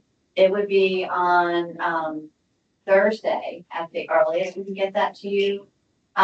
Just because particularly the community services, there are a lot of different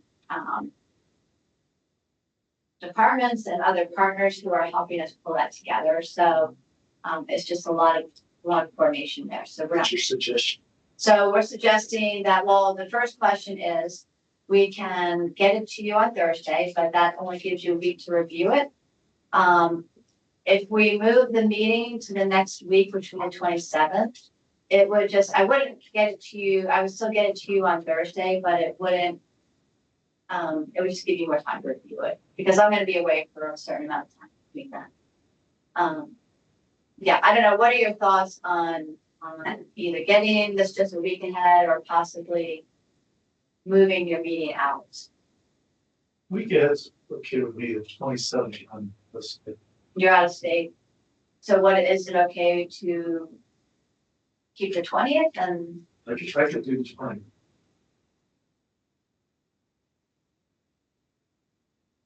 One week's enough, 1 week is enough Or time. something in March? I think. No, February 20th or the 20th is a Thursday. on the 20th. So It's 2 weeks from tonight. might get done on the 22nd. Nice. Yeah, it's a really Done. Yeah. Yeah, We will try. It's, this is, It's a lot to get through. these are, This one's a big one. I will say economic development is not my forte, so we're still working on that too. But you guys have given us a lot of good thought. All right, well, I guess we're done. So we're set for the 20th, right? If that's okay, yeah. Yeah, they're actually super,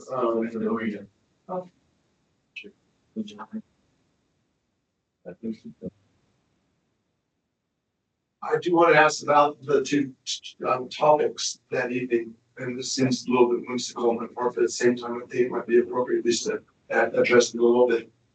Both of those topics have quite a bit of context to talk within them, right?